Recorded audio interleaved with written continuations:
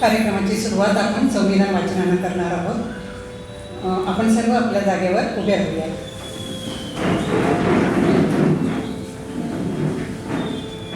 मी वाचते, माझ्या मागून सर्वांनी म्हटलं तरी चालेल. आपला उजवा हात थोडासा वर घ्या.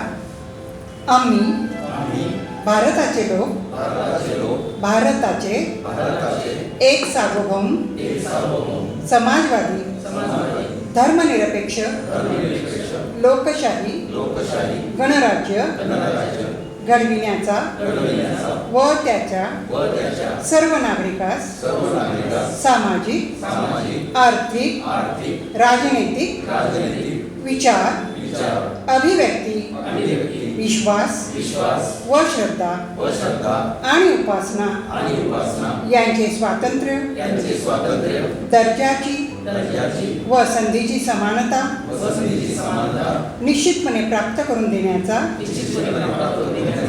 आणि त्या सर्वांमध्ये व्यक्तीची प्रतिष्ठा व राष्ट्राची एकता आणि एकात्मता यांचे आश्वासन देणारी बंधुता प्रवर्तित करण्याचा संकल्पपूर्वक निर्धार करून आमच्या संविधान सभेत आज दिनांक 26 नोव्हेंबर 1949 रोजी याद्वारे हे संविधान अंगीकृत आणि अधिनियमित करून स्वतः प्रत अर्पण करीत आहोत. यावर्षी एक वेगळी थीम घेऊन आपण हा दिवाळी अंक काढलेला आहे. अर्थसाक्षरता आणि अर्थनियोजन, फायनान्शियल लिटरसी आणि प्लॅनिंग. तर या संदर्भातला विषय असल्यामुळं आता संपादक म्हणून मी जेव्हा विषय घेतला तर आजूबाजूची जी परिस्थिती आहे त्या सगळ्या परिस्थितीमध्ये खूप सारे विषय आहेत ज्या विषयावरती आपण बोललं पाहिजे, लेखकांनी लिहिलं पाहिजे. तर ह्या गोष्टी होत राहिल्या पाहिजेत समाजामध्ये. एका कोपऱ्यामध्ये कसंही वातावरण असेल तर आपण ज्या पद्धतीनं काही योगदान देऊ शकतो चांगलं तर ते दिलं पाहिजे. तर हाच हेतू होता की ही थीम घेण्यामागचा. अर्थसाक्षरता गरज वाटली म्हणून हा विषय घेतला. आणि बाकीचे जे दोन्ही अंक होते तर ते संमिश्र स्वरूपाचे होते. वेगवेगळे लेख होते, वेगवेगळ्या क्षेत्रातील जे तज्ञ व्यक्ती आहेत त्यांचे अनुभव आहेत तर त्यांनी ते लिहिलेले. आणि आजूबाजूला ज्या बघितलेल्या घटना आहेत की कशा पद्धतीनं लोक अडचणीत येतात स्वतःचं नियोजन नसल्यामुळे. कारण पैशाचं सोंग करता येत नाही. काही असेल प्रत्येकाचं एक उत्पन्न असतं ज्याला आपण बजेट म्हणतो. जसं व्यक्तीचं बजेट आहे तसं देशाचं बजेट आहे. ते बजेट आपण तयार करताना जर आपण चूक झाली तर एवढं क्रायसिसमध्ये येऊ शकतो आपण की मानसिक तणाव आहे, परत फॅमिलीचं जे आपलं घरगुती संबंध आहेत सगळे तर ते संबंध बिघडलेले मी स्वतः बघितलेले आजूबाजूला. म्हणजे अशा गोष्टीच्या की आपण करायला नाही पाहिजे. आपलं 10 रुपये उत्पन्न आहे तर 12 रुपये खर्च नसायला पाहिजे. ही साधी कन्सेप्ट आहे. तसं राज्याचंच आहे, देशाचं बजेट आपण त्याच्यासाठी ठरवतो की हे एवढं बजेट आहे, या बजेटमध्ये मी हे करणार, माझे हे सोर्सेस आहेत, या ठिकाणी माझं उत्पन्न येणार आहे. तर या सगळ्या गोष्टींचा ताळमेळ घालणं म्हणजे बजेट आहे, सिंपल. कारण आपण या विषयात काही जास्ती अर्थतज्ञ नाही. आपल्याला जी कन्सेप्ट कळाली तर ती एवढीच आहे की त्याचा ताळमेळ आपल्याला घालता आला पाहिजे. पण हल्ली झालं काय की मी माझ्या संपादकीयमध्ये पण लिहिलं आहे की इझिली कर्ज अवेलेबल होते कुठेही. खूप सारे ॲप आलेले आहेत. एखादं क्रेडिट कार्ड भेटलं की 10-12 क्रेडिट कार्ड भेटतात त्या बेसिसवरती. आणि त्याचा घेऊन वापर कसा करायचा मग ह्या गोष्टी कुठं शिकवत नाही. जेव्हा हा विषय ठरत होता दिवाळी अंकाचा तर आमची संपादक मंडळाची चांगली मोठी टीम आहे, 26 जणांची टीम आहे जवळ. त्याच्यात प्राध्यापक आहेत, शिक्षक आहेत, वेगवेगळ्या क्षेत्रामधले आहेत. फक्त हे सगळे रिमोट काम करतात, म्हणजे बाहेर आहेत, पुणे शहरात नसतील, वेगवेगळ्या ठिकाणी प्राध्यापक म्हणून काम करत आहेत वगैरे. तर त्यांचं म्हणणं आलं की हा विषय घ्या आणि या विषयावरती आपण करूया. तर एक शिक्षक आहेत भागवत सर म्हणायचे, तर ते म्हटले की अर्थसाक्षरता आपण विषय घेऊया. आणि तर सर काय याच्या मागचं कारण काय, तर त्यांनी 3-4 मिनिटांमध्ये मला एवढं कन्व्हिन्स केलं की हाच विषय घेतला पाहिजे. आमचा एक ग्रुप आहे त्याच्यावर जास्ती डिस्कशन झालं नाही, लगेच हा विषय घेतला. ते म्हटले की शाळेमध्ये सुद्धा ते आपल्याला बघायला भेटत नाही याच्यावरती डिटेलमध्ये की मुलांना शिकवलं पाहिजे. कारण जो आपला शैक्षणिक अभ्यासक्रम आहे तर काळाच्या ओघामध्ये जेवढा बदलला पाहिजे. आज एवढे फायनान्शियल गोष्टी आपल्याला बदलल्या की जे तज्ञ लोक आहेत, मोठमोठे कलेक्टर लोक आहेत तर त्यांना सुद्धा फसवलं जात आहे. OTPचं असेल, आपण सगळ्यांना माहिती आहे की काय काय प्रॉब्लेम चालू आहेत सगळे. एक लिंक येते कुठली तर .atk फाईल येतात वगैरे. तर या सगळ्या गोष्टीपासून त्याचं जे अवेअरनेस आहे तर ते शाळेपासूनच मुलांना त्या सिलेबसमध्ये घेणं गरजेचं आहे. ते सर सुद्धा म्हटले या गोष्टी दिसत नाही सिलेबसमध्ये शाळेच्या, तर त्या आल्या पाहिजे. मग आपण कुठंतरी एका कोपऱ्यात छोटे छोटे हे जे प्रयत्न करतोय शासनापर्यंत मी याच्या आधी खूप सारे मेल मिनिस्ट्रीला असतील वेगवेगळ्या ठिकाणी जिथं आपण करू शकतो ज्या गोष्टीला, तर ते करून आपण हे जेव्हा करतोय पुस्तक पण तर रेफर म्हणून कधीतरी कुठंतरी होऊ शकेल या पद्धतीचं आपण याच्यामध्ये काम करण्याचा प्रयत्न केलाय.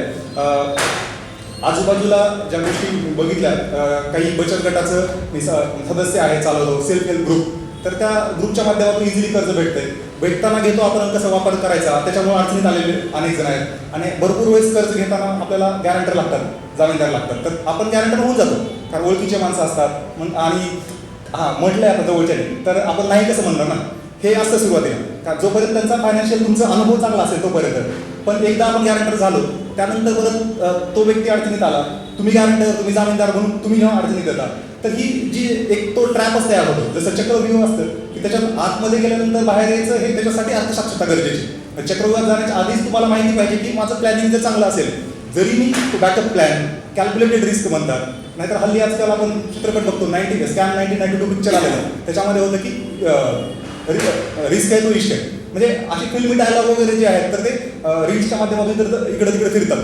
आणि त्याच्यातून आपण बघतो की म्हणजे आपण हे होतं की चला ठीक आहे करूयात आपण. शेअर मार्केटचं झालं, हल्ली लॉकडाऊनच्या नंतर सर एक ऑब्झर्वेशन आहे, सर्वे आहेत वगैरे, भारतीय लोक जे आहेत तर अगोदर मार्केटमध्ये जास्त गुंतवत नव्हते. शेअर मार्केटचे अकाउंट असतील, जेवढे मागच्या 10 वर्षात 20 वर्षात नाही निघाले तेवढे 2020 पासून 19 जेव्हा लॉकडाऊन आलं त्यानंतर एवढे अकाउंट निघाले. शेअर मार्केटमध्ये आलं, आपण हे बघतो ऑप्शन ट्रेडिंग वगैरे, एवढ्या प्रमाणात लोक ऑफिसमध्ये वगैरे बघतो आपण आजूबाजू, एवढे लोक करत आहेत आणि 95-98% त्याच्यामध्ये लॉसेस आहेत. मोजके 2-3-4% लोक त्याच्यामध्ये कमवतात. त्याचं इनसायडर ट्रेडिंग आहे, खूप साऱ्या गोष्टी आहेत. आणि परत तुमचं डिमॅटमध्ये जे रेग्युलर डे ट्रेडिंग होतं त्याच्यामध्ये पण लॉसेस आहेत. थोडे फायदे होतात कुठं तर SIP वगैरे, त्याच्याबद्दल जास्त अवेअरनेस नाही. जिथं तुम्हाला लॉंग टर्ममध्ये फायदा होऊ शकतं त्या गोष्टीसाठी जे पेशन्स म्हणा, सगळ्या गोष्टी, तर ह्या सगळ्या थोडं अवेअरनेस होणं या सगळ्या बाबतीमध्ये वेगवेगळ्या माध्यमातून, म्हणून हा विषय गरजेचा वाटला आणि तो आपण आज इथं घेतलेला आहे. जास्ती मी वेळ न घेता अगोदरच उशीर झाला कार्यक्रमाला, तर मी माझं प्रास्ताविक थांबवतो आणि इथून पुढचं कार्यक्रमाचे सूत्र उर्मिलाताई पवार यांच्या हाती सोपवतो. धन्यवाद. ज्या कार्यक्रमाची आपण वाट पाहत आहोत त्या पुस्तकाचं प्रकाशन माननीय जावडेकर सरांच्या हस्ते होईल.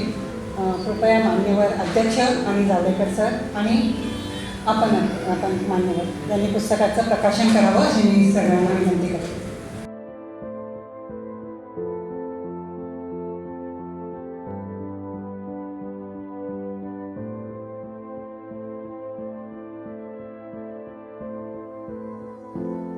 प्रत्येका विषय असा आहे की प्रत्येकाशी निगडीत आहे. कोणी या विषयाशी अनभिज्ञ किंवा अज्ञान असं नाही आहे. तर मला असं वाटतं की आपल्या पाहुण्यांपैकी ज्यांना मनोगत व्यक्त करायचं आहे ते प्रथम. नमस्कार.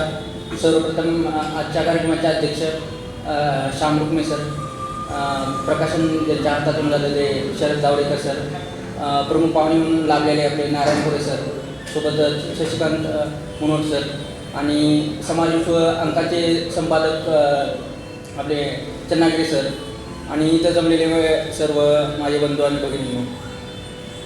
It's a very indeed pleasure for me to interact with all of you. तर आज जसं आपल्याला माहीत आहे की आजच्या अंकाचा टॉपिक आहे की अर्थसाक्षरता आणि अर्थनियोजन म्हणजेच फायनान्शियल लिटरसी आणि फायनान्शियल प्लॅनिंग. हा टॉपिक आज सध्या एक मोस्ट ट्रेंडिंग आणि नीड ऑफ आर म्हणजेच काळाची गरज असा टॉपिक आहे, फायनान्शियल लिटरसी आणि फायनान्शियल प्लॅनिंग. तर मी तुम्हाला थोडक्यात या दोन शब्दाबद्दल थोडक्यात माहिती सांगतो की नेमकं काय आहे. तर फायनान्शियल लिटरसी म्हणजे पैशाचे नियोजन म्हणजे की एक इन्कम एक्सपेन्सचं ट्रॅकिंग करणं, म्हणजे आपला पैसा, आपली कमाई, त्या कमाईमधला होणारा खर्च आणि खर्चामधलं सोबतच होणारे सेविंग आणि सेविंगमधून आपण करणारी इन्व्हेस्टमेंट. तर ह्या सगळ्याची एक आपल्याला नियोजन करणं म्हणजेच फायनान्शियल लिटरसी. आणि सोबतच दुसरा शब्द म्हणजे फायनान्शियल प्लॅनिंग. तर फायनान्शियल प्लॅनिंग म्हणजे की हे जे आपल्या जी कमाई आहे, कमाईमधून होणारा खर्च, परत खर्चासोबत होणारी सेविंग आणि सेविंगमधून होणारी इन्व्हेस्टमेंट, ह्या सगळ्याचा एक प्रोपोर्शन म्हणजे एक रेशो आपण डिसाईड करणं की आपलं इन्कम किती प्रोपोर्शनमध्ये खर्च झाला पाहिजे, किती प्रोपोर्शनमध्ये सेविंग झालं पाहिजे आणि सेविंगमधून किती आपण इन्व्हेस्टमेंट, ह्या सगळ्याचं एक रेशो अनालिसिस करणं म्हणजेच फायनान्शियल प्लॅनिंग. आता तुम्हाला जसं माहिती आहे की हा फायनान्शियल प्लॅनिंग आणि फायनान्शियल लिटरसी हा एकदम डीप म्हणजे भरपूर मोठा टॉपिक आहे. तर मी तुम्हाला एक पॉईंटर्स काही सांगतो जेणेकरून तुम्हाला आपण हे फायनान्शियल प्लॅनिंग आपण चांगल्या पद्धतीने करू शकतो. तर हे समजण्यासाठी सगळ्यात पहिलं आपल्याला एक फॉर्म्युला समजला पाहिजे, income minus saving is equal to expense. हा ॲक्च्युली फॉर्म्युला असला पाहिजे, परंतु हे आता जवळपास ना मोस्टली 70% लोक ह्याच्यात थोडं उलटं करतात की इन्कम मायनस एक्सपेन्स आणि राहिलेले सेविंग, जे की जे लोक असं करतात ते ऑलमोस्ट म्हणजे 70% फायनान्शियल डिफिकल्टीमध्ये येतात. तर आपल्याला हे समजण्यासाठी सगळ्यात महत्त्वाचं आपल्याला समजलं पाहिजे की इन्कम मायनस सेविंग राहिलेला एक्सपेन्स. तर आता हे रेशो आपण स्वतः डिसाईड करा की इन्कम 100%, त्यामधून तुम्ही डिसाईड करा की तुम्हाला 30%, 40%. आयडियली एक असा फॉर्म्युला म्हणजे समजलं जातं आपल्या ह्याच्यात की 30 to 40% ऑफ इन्कम आपण इन्व्हेस्ट केलं पाहिजे, सेव्हिंग करून इन्व्हेस्ट केलं पाहिजे. ते आपापल्या ह्याच्यावर तुम्ही 30 करा, कोणी 40 करा, राहिलेला आपण 70-60 आपण तुम्ही डे टू डे खर्चासाठी किंवा आपलं जे नैसर्गिक गरजा आहे त्यासाठी करू शकता. तर सगळ्यात पहिलं महत्त्वाचं म्हणजे तुम्हाला जर फायनान्शियली एकदम लिटरेट आणि फायनान्शियली प्लॅनिंग जर चांगल्या पद्धतीने करायचं असेल तर सगळ्यात पहिलं तुम्हाला हा फॉर्म्युला समजला पाहिजे. आणि ह्यासोबतच दुसरं समजलं पाहिजे की आपले सोर्स ऑफ इन्कम. तुम्हाला माहिती असतील वॉरेन बुफेट, तुम्ही सगळे ऐकलं असेल, ते सांगतात की every person should have more than one source of income. तर आपल्याला फायनान्शियली लिटरेट आणि फायनान्शियली चांगलं प्लॅनिंग करण्यासाठी तुमचं source of income more than one असलं पाहिजे. तर ते आपापल्या जॉब करतात, सोबत साईड बिझनेस वगैरे मोर दॅन वन इन्कम असलं पाहिजे. आता तिसरी गोष्ट म्हणजे तुम्हाला काही टर्मिनॉलॉजी समजल्या पाहिजे, म्हणजे काही गोष्टीचं नॉलेज असलं पाहिजे, तर चांगल्या पद्धतीनं तुमची फायनान्शियल प्लॅनिंग होऊ शकते. तर सगळ्यात पहिलं म्हणजे तुमचं सेविंग आणि खर्च. तर तुम्ही मी जसं सांगितलं की तुमचे आपले more than one source of income असली पाहिजे. तर त्या सोर्समधून येणारा पैसा, तर त्यात सेविंग आणि खर्च तुमचा किती म्हणजे अमाऊंट त्यातलं सेव्ह होणार आहे आणि किती खर्च होणार आहे ह्याचं तुमच्याजवळ आयडिया असली पाहिजे, तुम्हाला अवेअर असला पाहिजे त्या गोष्टीबद्दल. तर त्याच्यानंतर दुसरी गोष्ट म्हणजे आपलं आता तुम्हाला सोर्स ऑफ इन्कम माहीत झाला, आपलं सेविंग माहीत झाला आणि एक्सपेन्स माहीत झाला. सोबतच आजच्या म्हणजे काळाची गरज म्हणजे इन्शुरन्स, त्याचं तुम्हाला नॉलेज असलं पाहिजे. आता इन्शुरन्समध्ये तुम्हाला एकदम चांगली माहिती तुम्हाला इन्शुरन्सचे तज्ज्ञ देऊ शकतात. तर बेसिकली इन्शुरन्समध्ये तुम्हाला माहिती म्हणजे असणं गरजेचं म्हणजे टर्म इन्शुरन्स. आता मला असं वाटतं की टर्म इन्शुरन्स हा प्रत्येकाचा असला पाहिजे. आता आपल्याला इथं बसलेल्यापैकी मला माहीत नाही किती लोकांचा आहे, पण मोस्ट ऑफ द लोकांचा नसणारच आहे बहुतेक टर्म इन्शुरन्स.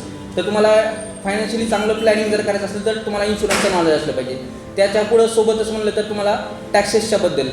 तर आता आपण पैसा कमवतो, त्यातला काही गव्हर्नमेंटला टॅक्स जातो, तर तुम्हाला ना फायनान्शियली चांगलं लिटरेट किंवा फायनान्शियली चांगली प्लॅनिंग करायचं असेल, बेस्ट ऑफ द बेस्ट, तर तुम्हाला टॅक्सेसचं देखील नॉलेज असणं पाहिजे. आणि त्यासाठी तुम्हाला जर कोणाची हेल्प लागली, CA वगैरे किंवा कुणी कन्सल्टंट म्हणा, तर तुम्ही त्याची हेल्प घेऊ शकता. तर त्यासोबतच तुम्हाला सेविंग झाला, एक्सपेन्स झाला, सोबत इन्शुरन्स झाला, टॅक्सेस झालं. आता सोबत तुम्ही सोर्स ऑफ इन्कम झाला, इन्कम कमवलं, सेविंग पण केलं, परंतु त्या सेविंगचं करायचं काय, तर त्याच्यासाठी महत्त्वाचं की तुम्हाला नॉलेज असलं पाहिजे इन्व्हेस्टमेंट. तर आजच्या काळात आता जुन्या थोडे 10 वर्षाखाली लोक काय करायचे, सेविंग आणि FD एवढंच करायचे, परंतु आजच्या काळामध्ये आपल्याला भरपूर सारे ऑप्शन अवेलेबल झाले. जसं की म्युच्युअल फंड आहे, इक्विटी आहे, परत बाकी पण असं गोल्ड आहे, गोल्डमध्ये पण फिजिकल गोल्ड आहे, आपलं डीमॅटमध्ये गोल्ड आहे. तर ह्याचं नॉलेज असणं गरजेचं आहे. ह्याचं नॉलेज असेल तर तुम्ही फायनान्शियल प्लॅनिंग चांगल्या पद्धतीने करू शकता आणि आपले जे येणारे अडथळे आहेत फायनान्शियली अडथळा ते आपण टाळू शकतो. त्यासोबतच तुम्हाला इन्शुरन्स झाला, इन्कम हे झालं, इन्व्हेस्टमेंट झालं, आणि सगळ्यात महत्त्वाचं म्हणजे आपण पैसा कमवतो, सेविंग करतो, इन्व्हेस्ट करतो, सोबत आपण विचार केला पाहिजे की आपण आत्ता सध्या ज्या स्पीडनं काम करतो, एका वयानंतर आपण ती स्पीड आपली मेंटेन राहणार नाही. म्हणजेच मी तुम्हाला सोप्या भाषेत सांगतो की आपण रिटायरमेंटची प्लॅनिंग केली पाहिजे आजपासूनच, की आपण 70च्या नंतर 60च्या नंतर आपण ह्या लेवलनं आपण काम नाही करू शकणार, त्यानंतर होणारा जे खर्च आहे त्याची सुद्धा प्लॅनिंग आजपासून केली पाहिजे. तर बेसिकली ॲक्च्युली हा जो टॉपिक आहे समाज अंकाचा, हा भरपूर मोठा टॉपिक आहे ॲक्च्युली. तरी पण आपण जर आपल्याला चांगली प्लॅनिंग जर करायचं असेल तर मी सांगितल्यापैकी असे भरपूर पॉईंट्स आहेत, तरी मी 4-5 निवडले.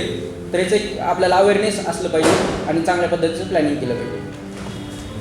खूप कमी वेळामध्ये CA सरांनी त्यांचं आत्तापर्यंत जे नॉलेज आहे, CA होणं एवढं सोपं नसतं म्हणतात, कारण त्यांना खरंच नॉलेज असतं आणि ते नॉलेज दुसऱ्यांच्या कामाला येतं. आपण यानंतर पुढं आपल्या कार्यक्रमाला जे दुसरे चीफ गेस्ट लावलेले आहेत, तर आदरणीय राजूदादा नारायणपुरे त्यांना विनंती करतो की ते श्री इंजिनिअरिंगचे डायरेक्टर आहेत आणि खूप मोठी कंपनी, खूप मोठा डोलारा ते चालवतात. तर फायनान्स कसं सांभाळतात, जास्ती सिक्रेट सांगू नका तुमचं बिझनेस सिक्रेट आहे. थोडक्यात आम्हाला पण गायडन्स भेटावं, थोडं मार्गदर्शन करावं या विषयावर.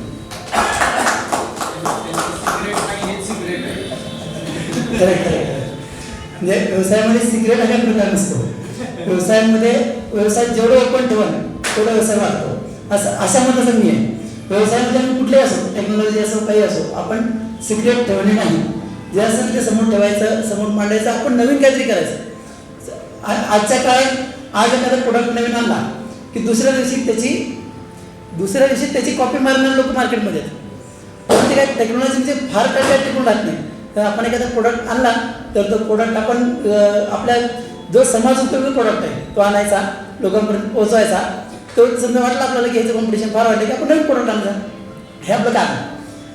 आता सांगायचं तर आता हा विषय असा आहे की अर्थसाक्षरता आणि आर्थिक नियोजन. तर या विषयातला काय आम्ही काही CA नाही किंवा मी त्यातली काही पदवी मिळवलेली नाही, तर त्यात फार काही मार्गदर्शन करू शकलं असं नाही. पण मी असं एवढं सांगू शकतो की व्यवसायासाठी काय पाहिजे. तर व्यवसायासाठी फायनान्शियल ही एक व्यवसायाचा कण आहे. म्हणजे जेवढं आपण आर्थिक नियोजन चांगलं कराल तेवढं व्यवसाय करणारा कुठलाही मनुष्य अडचणीत येणार नाही. तर त्याच्यासाठी नियोजन असा विषय आहे की आता आपण सर्वांनी बघितलं की मागचे कोविडचा पिरियड 2019 आणि 20-21 या पिरियडमध्ये कोविड पिरियड होता. त्या पिरियडमध्ये विषय असा होता की उत्पन्न कमी आणि खर्च जास्त. आता 3 महिने कोविड एकदम लॉकडाऊन होतं. त्या पिरियडमध्ये लोकांना सॅलरी तर देण्याचा विषय होता, उत्पन्न काहीच सोर्स नव्हता. मग त्यावेळी सॅलरी द्यायची कशी. त्यावेळी खूप व्यावसायिक अडचण झाले. ज्या लोकांनी थोडं सेव्हिंग आहे ठीक आहे, लोकांना त्यांनी दिलं, पण बाकीच्या लोकांचं काय, त्यांचं काहीच नाही. ज्यानं पैसे येणाऱ्याने काही पैसे दिले नाही. कोविडचा पिरियड आहे, कारण तेवढंच होतं आणि ते आले नाही तर समोर पेमेंट कसं देणार, हा मोठा विषय होता. तर तेव्हापासून एक शिकता आलं की आपली परिस्थिती तशीच होती की उत्पन्न सर त्यावेळी चांगले होते पण ऐनवेळी कोण दिलेच नाही, मग सॅलरी कशी करणार. तर ह्या गोष्टीतनं मी एकच धडा घेतला की आपण कुठलीही नैसर्गिक आपत्ती आपल्याकडे येऊ शकते, त्या नैसर्गिक आपत्तीला आपण तोंड देण्यासाठी पुढचे ती कमीत कमी कुठल्याही व्यवसायाकडे 3-4 महिन्याचं तर बजेट शिल्लक राहावं. म्हणजे लोकांचे सॅलरी बसतील, जे त्याचे ओन खर्च असतील, हप्ते असतील, त्याच्यात 4 महिन्याचं प्लॅनिंग प्रत्येक माणसाने केलं पाहिजे किंवा 4 महिन्याचं सेव्हिंग आपल्याकडे असलं पाहिजे. समजा एखाद्याला नोकरी सोडायची तर त्यांनी पण सोडत असताना विचार केला पाहिजे की मला 6 महिने पुढचे मी काय करणार आहे. आणि ते कुठल्या व्यवसायाला लगेच सेट होत नाही, सेट व्हायला वेळ लागतो. तर ते सगळ्या गोष्टी प्लॅनिंग करत असताना 3-4 महिन्याचं तरी बजेट आपल्याकडे शिल्लक आहे. एवढं बघून प्लॅनिंग केलं तर हे आर्थिक नियोजन चांगलं केलं असं त्याला म्हणता येईल. आता आम्ही विचार म्हणजे ते कोविडच्या पिरियडमध्ये आपण या गोष्टी शिकलोच. आता व्यवसायामध्ये जर बघितलं तर व्यवसाय कसा करावा हे कुठे शिकवलं जात नाही. तर व्यवसाय हा खटके खाऊन ठेसा लागून म्हणजे अशाच गोष्टीतून तीच करा.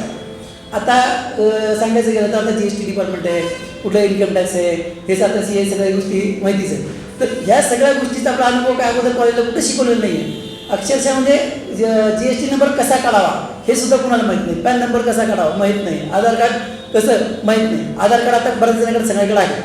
तर ह्या पुढच्या ज्या गोष्टी फायनान्शियल आहेत आता त्याच्यामध्ये आपण कुठल्या व्यवसायाची सुरुवात तुमचं करायची तर ह्या गोष्टी पॅन नंबर कसा काढायचा आहे, त्याचं GST नंबर कसा काढायचा आहे, याचं नियोजन पहिलं महत्त्वाचं आहे. कुठल्याही CAचा सल्ला घ्यावा, ते गोष्टी कराव्या. आणि हे करत असताना आता समजा गव्हर्नमेंट ड्यूज आहेत, आपण व्यवसाय चालू केला, पहिलं तर कसं आहे की उत्पन्नाचा सोर्स वाढवणं पहिलं महत्त्वाचं की आपल्याला उत्पन्नाचा सोर्स आहे.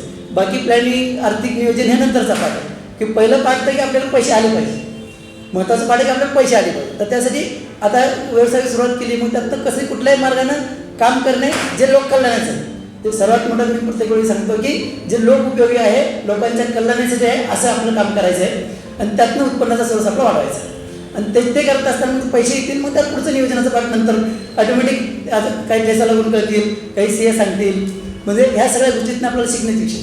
तर आता कुठलाही व्यवसाय करत असताना GST वेळेत भरणे, लोकांचा ESI, PF ह्या सगळ्या गोष्टी वेळेत भरणं हा सगळा त्यातला महत्त्वाचा पार्ट की कुठलेच ड्यूज गव्हर्नमेंट ड्यूज आपल्याकडं पेंडिंग नाही पाहिजे. जर पेंडिंग असतील तर हे कुठल्याही टायमाला आपल्याला नोटीस येते आणि व्यवसाय पूर्ण थांबवू शकतो. इथंपर्यंत ती गोष्ट आहे की त्यामुळं प्रत्येक माणसाने प्रत्येक महिन्याला समजा GST पण पर मंथ किंवा पर क्वार्टर आहे तर ते वेळेत भरणे आणि आपण त्या प्लॅनिंगने चालणे किंवा गव्हर्नमेंट ड्यूज आपल्याला ठेवणेच नाही. हां, त्यातनं आपलं आता सरांनी मगाशी सांगितलं की इन्कम मायनस सेव्हिंग असं असलं पाहिजे. पण ते जनरली असा विषय होतो की सर म्हणजे जनरली असा विषय होतो की आपल्याला लोक एवढे देणारे समोर ज्यांचे आपण पैसे द्यायचे ते समोर एवढे असतात की आपण काय विचार करतो की आपल्याला उत्पन्न किती आहे 100 रुपये, तर मला लोकांचे पहिले दिले पाहिजे, लोकांचे पगार पहिले दिले पाहिजे, पेट्रोल एक्सपेन्सेस सगळे खर्च पहिले व्हायला पाहिजे, त्याच्यानंतर जे सेव्हिंग राहील जे काय 2 पैसे शिल्लक राहतील त्याच्यानंतरचा पाठ आहे सेव्हिंग करायचं नाही करायचं, एखादी मशीन घ्यायची, एखादं काय करायचं, हा मोठा विषय. व्यवसाय वृद्धी हा त्यातला पाठ. त्यामुळे म्हणजे बरेच जरी व्यवसायिक काम करत असताना profit minus expenses equal to saving असंच करतात. पण सरांनी सांगितलं किंवा थोडं प्रत्येकाने थोडं प्लॅनिंग करावं. Profit minus saving equal to expenses. तर एक्सपेन्सेस हे आपल्या कंट्रोलमध्ये ठेवून थोडं त्या पद्धतीने कसं करता येईल, सेव्हिंगवर प्रत्येकाने काम केलं चांगलंच आहे. पण ते व्यवसाय करायला सुरुवातीला काही एक फेज असतं. सुरुवातीचे व्यवसाय कुठल्याही व्यवसायाला एक सुरुवातीचे 1000 दिवस 1000 दिवस साधारण 3 वर्ष, हे 3 वर्ष तो व्यवसाय सेट करायलाच लागतो. तोपर्यंत कुठलाही व्यवसाय सेट होत नाही. त्याच्या अगोदर म्हणजे फार कमी लोकांचे व्यवसाय त्याच्या अगोदर सेट होतील, पण 99% लोकांचे व्यवसाय एक 3 वर्ष लागतातच. 3 वर्षानंतर माणूस तो सेबल होतो. पण कस्टमर, सप्लायर, लोकांची मेंटॅलिटी म्हणजे आपल्याला काम करतात ते सगळ्या लोकांना सेट करणं, हे 3 वर्ष माणूस टिकला म्हणजे पुढे टिकला. मग तेवढी अडचण येत नाही. म्हणजे समजा सुरुवातीला एक अर्धा माणसं आहे, नंतर अर्धा माणसं सुरुवातीला असतील तर त्यांच्याकडे पण बाकीची माणसं येतात. म्हणून ते आपण 1000 दिवस हे आपण व्यवसायाचे सांभाळले पाहिजे. आर्थिक नियोजन परफेक्ट करता आलं पाहिजे आणि त्यातनं आपण व्यवसाय कसा वाढेल हे बघितलं पाहिजे. हे सगळं करत असताना आपण समाजासाठी काहीतरी देणं लागतं. आपण समाजासाठी काहीतरी देणं लागतो. म्हणून आपण काय केलं पाहिजे, आपल्या उत्पन्नातून, आता हे जे मी सांगतोय ते हे पूर्वीच्या काळापासून रामराज्यापासून पूर्वीपासून हे सगळं करत आलेत. असा विषय आहे की आपल्या उत्पन्नाच्या म्हणजे जे काही शिल्लक राहील त्याच्या 8 ते 10% हे आपण समाजासाठी खर्च केलं पाहिजे. प्रत्येक माणसाने 8 ते 10% हे समाजासाठी, समाज उपयोगी ज्या समजेल आपण समजा आपल्या लातूर साईडला दुष्काळाचं काही बऱ्याच गोष्टी अडचणी आहेत तर बाबा कुठल्या गावाला आपण मदत करू शकतो का, काय करता येईल, झाडं लावता येईल किंवा समाजाचं अजून काही करता येईल, एखाद्या विद्यार्थ्याची फीस भरायची ते फीस भरता येईल का, किंवा कुणाला समाजात अजून काही अडचणी असतील ते आपण सोडवू शकू का, कुठला शेतकरी अडचणीत आहे त्याला काही मदत करता येईल का. तर ह्या गोष्टीसाठी आपण आपल्यातल्या उत्पन्नातले 8 ते 10%, पूर्वीच्या काळात राजे महाराजे 8 ते 10% हे घ्यायचेच की त्यातून समाजोपयोगी सगळ्या गोष्टी करायच्या. तर आताही तोच फॉर्म्युला जर प्रत्येकाने अवलंबला तर समाजात बऱ्याच चांगल्या गोष्टी होऊ शकतात. आणि समाजात ज्यावेळी आपण या गोष्टी करतो सर म्हणजे आम्ही जकात ते त्यावेळेस तो जकात हा प्रकार आहे. तर आता आपण शेवटी आपल्याला नियोजन करायचं आहे. आपल्याला कोण म्हणणार नाही तुम्ही ते 8 ते 10% द्यायचंच आहे. पण आपण जर आपल्या मनाला समाधान पाहिजे आणि आपल्याला वाटत असेल की बाबा आपण समाजासाठी काहीतरी केलं पाहिजे तर त्यासाठी 8 ते 10% आपण थोडे बाजूला ठेवून समाज उपयोगी कामासाठी ते वापरले पाहिजे. आता शिवकुमार त्यांनी बघितलं आता हे समाज उपयोगी काम हे जर बघितलं ह्याला काय फार काय आर्थिक उत्पन्न विषय नाही, पण हे समाज उपयोगी काम आहे. याच्यातनं उत्पन्नाचे 2 पैसे काढून ते आपल्याला खर्च करायचे आणि समाज उपयोगी काम करायचं म्हणजे फार मोठं काम आहे. अशा कामातनं आणि समाज उपयोगी कामाचं आता आपण किती प्रॉपर्टी कमवली, काय केलं, घर घेतलं, बंगला घेतला, गाडी घेतली, सगळं घेतलं, प्लॉट घेतलं, काय या सगळ्या गोष्टीचं पुढं डिवायडेशन होऊ शकते. एक मुलगा असेल, 2 मुलं असतील, 2 मुलं प्रत्येक प्रॉपर्टीसाठी भांडण करतात, मुलगी बहीण असेल ती पण मागते परत मला असं पाहिजे तसं पाहिजे, हे डिवायडेशन होऊ शकतं. पण समाज उपयोगी ज्या गोष्टी आपण करतो त्याचं डिवायडेशन होत नाही, त्याचं कुठलंही डिवायडेशन होत नाही. तर समाज उपयोगी गोष्टी कराव्या जेणेकरून आपल्या मनाला समाधान राहतं. जे समाजात आहे ते लोकांना वाटते की काय माणूस काहीतरी समाजासाठी करतोय. मी बऱ्याच वेळा सांगत असतो की समाजात आपण जन्म दिला, आईवडिलांनी जन्म दिला, पण बऱ्याच गोष्टी समाजाने शिकवल्या, बऱ्याच गोष्टी समाजाने शिकवल्या. म्हणजे बोलण्यापासून बोलायला जरी घरच्यांनी थोडं शिकवलं तर जो मुलगा शाळेत जातो तो चांगलं बोलतो, जो घरी असतो तो कमी बोलतो. तर शिकवत असताना हे समाज आपल्याला बऱ्याच गोष्टी शिकवत असतो. आपल्या आत्या असतील, मामा असतील, काका असतील, काकू असतील, ह्या सगळ्यांना आपण सोबत घेऊन आपण एकटंच अशोकाच्या झाडासारखं वाढायचं नाही. घेत चालत असताना आंब्याच्या झाडासारखं वाढून सगळ्यांना काय फळं देता येईल ह्या पद्धतीनं आपण वाढायचं आहे. ह्या गोष्टीवर मी विश्वास ठेवणार आहे. तर हे सगळं असं करत असताना फायनान्शियल प्लॅनिंग, आर्थिक नियोजन हे करणं त्याचा पार्टच आहे. आपण हे साक्षरता आहे, ह्याच्यातनं साक्षरता आहे. नियोजन शेवटी आपल्याला करायचं आहे, आपण कसं करायचं आहे बस एवढं बोलून थांबतो. खूप खूप धन्यवाद दादा. जे प्रॅक्टिकल अनुभव आपल्याला खरं गरजेचे असतात. पुस्तकात पण प्रॅक्टिकल आजूबाजूला बघून आणि ऑब्झर्वेशनमध्ये लिहिलेलं असतं, पण स्वतः कंपनीचे MD आणि मोठी कंपनी चालवत असताना त्यांचा जो प्रॅक्टिकल एक्सपिरियन्स आहे त्यांनी थोडक्यात सांगितलेला आहे. आणि आपण बघतो समाजामध्ये जे उद्योजक आहेत तर ते खूप मोठे उद्योजक आहेत, खूप कमी असतील की जे की अर्थसाक्षरता आणि नियोजन जरी विषय असेल तरी सामाजिक जी बाब आहे की व्यावसायिकांनी असेल कोणी असेल तर तो सोडली नाही पाहिजे, कारण आपण समाजाचं देणं लागतो. हे खूप कमी जणांच्या बघण्यात येतं.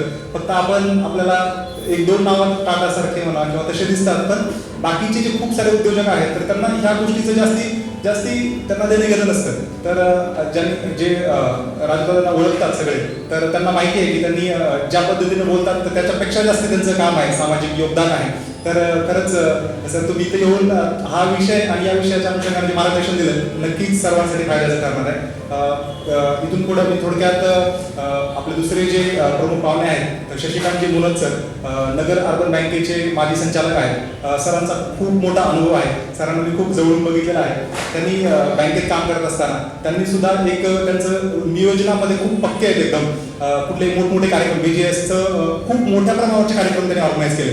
म्हणजे मुख्यमंत्र्याच्या आयोजनापासून ते खूप मोठमोठे जे कार्यक्रम होतात, पाणी फाउंडेशनचे असतील, BGSचे खूप सारे कामं ग्राउंड लेवलवर उतरून म्हणजे एवढं काम करणारा हाडाचा कार्यकर्ता म्हणजे मी माझ्या जवळ बघण्यामध्ये खूप बघितला नाही. कारण सरांचं डॉक्युमेंटेशन एवढं परफेक्ट आहे. मी ऑफिसमध्ये सरांनी घेऊन आलेलं की फायलिंग कसं असलं पाहिजे आणि नियोजन कसं असलं पाहिजे. मोठमोठे ज्या कार्यक्रमामध्ये करोडो रुपये खर्च होतात त्याचं प्लॅनिंग करताना एक एक रुपया कंपनीचा असेल, कारण ज्या कंपनीसाठी आपण काम करतोय तर त्या ठिकाणी आपलं हेच उद्देश असला पाहिजे की आपण त्या कंपनीचा फायदा झाला पाहिजे आपल्यामुळे, तर त्या कंपनी ग्रो करणार आहे आणि तुम्हाला पण कुठंतरी त्या कंपनी ग्रो करत असेल तर त्याचा फायदा मिळणार आहे. तर सर आत्तापर्यंत जिथं जिथं काम केलं त्यांनी त्या कंपनीला नक्कीच फायदा म्हणून देण्याचं काम केलेलं आहे. आत्ता जेवढ्या साहेबाकडे ते काम करतात, सामाजिक कामामध्ये बघतात कंपनीचं CSR खूप चांगल्या पद्धतीनं, आणि त्यामध्ये म्हणजे सामाजिक काम करायचंय कुठंतरी द्यायचं असं नाही, शोधून शोधून ज्याला खरी गरज आहे, वाडे वस्ते तांडे पाड्यावरती जाऊन स्वतः मेहनत घेऊन या वयामध्ये सुद्धा 2, 3, 4 अँजिओप्लास्टी पण हरकत नाही एवढ्या झालेल्या आहेत, तरी सुद्धा जो उत्साह आहे कामाचा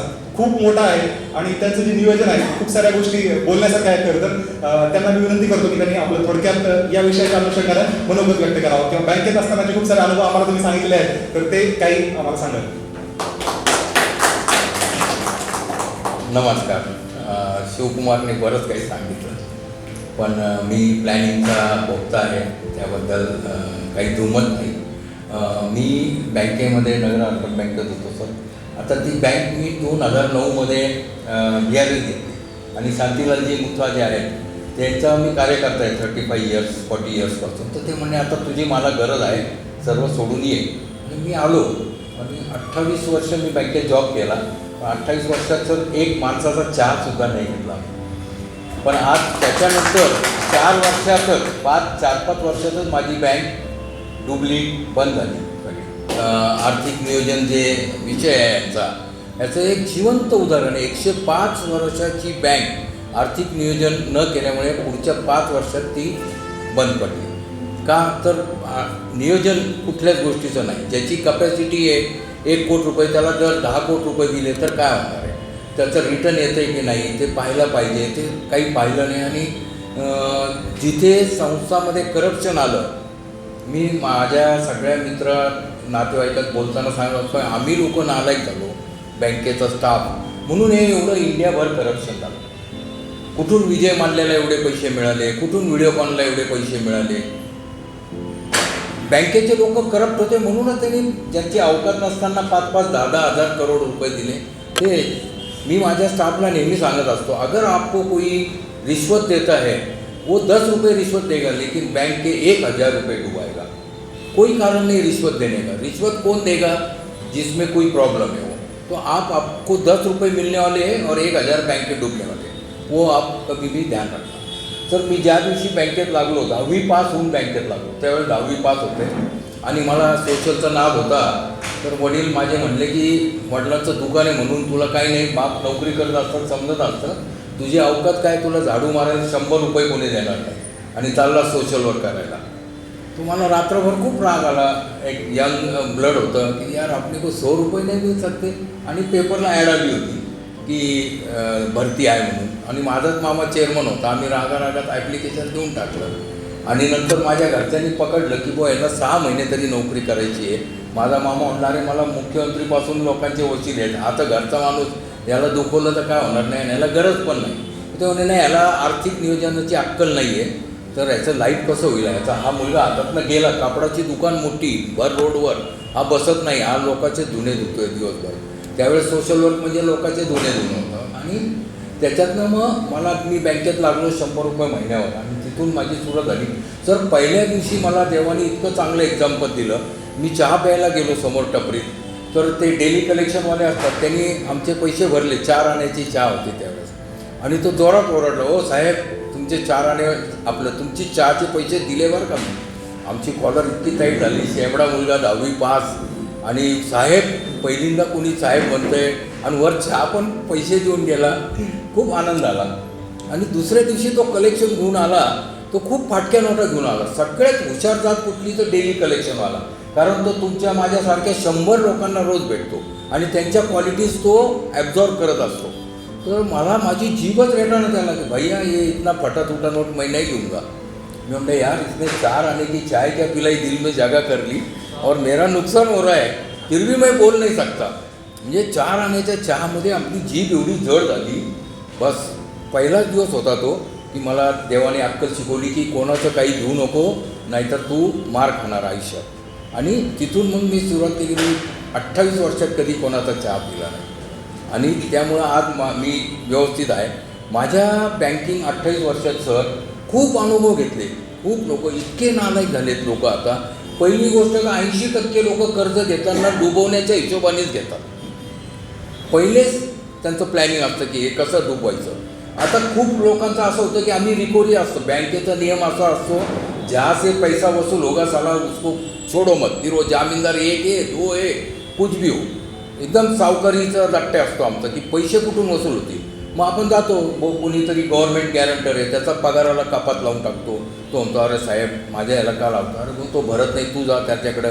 त्याला जाऊन सांगतो, अरे तुझ्या जामीनदाराचे आम्ही पैसे का, तुम्हाला पैसा आ रहा है ना साहब, हमको बोलो मत आने दो. म्हणजे असे टाईपचे लोक झाले.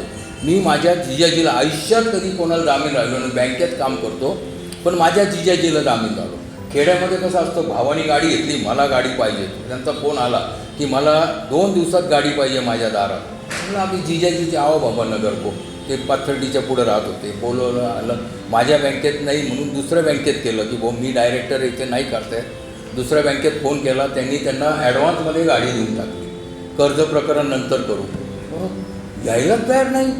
गाडी मिळाली, 1-2 महिने मी फोन करतो, अरे भाई सामने वाले को पैसे देणे की. निगरगट लोक असतात. काम झालं ना, सख्खा जिजाई असो, भाऊ असो, कोणी असो, तो विसरून जातो. आणि नंतर कर्ज प्रकरण केलं, सर कर्जाचे हप्तेच भरले नाही. त्यांचे फोन मला, यार शेवटी लिमिट आहे, माझ्या पगाराला डिडक्शन लागलं. माझ्या बँकेत अलाउड नाही जामीन व्हायला दुसऱ्यांना. आम्ही रिक्वेस्ट करून भेटो वापरून केलं. आता ते सगळ्यांनाच कळलं. 8 मॅनेजर मला बोलवत आहे, भाई ये क्या है, अरे भाई पैसे काटो मेरे पण मुझे मत बुलाओ.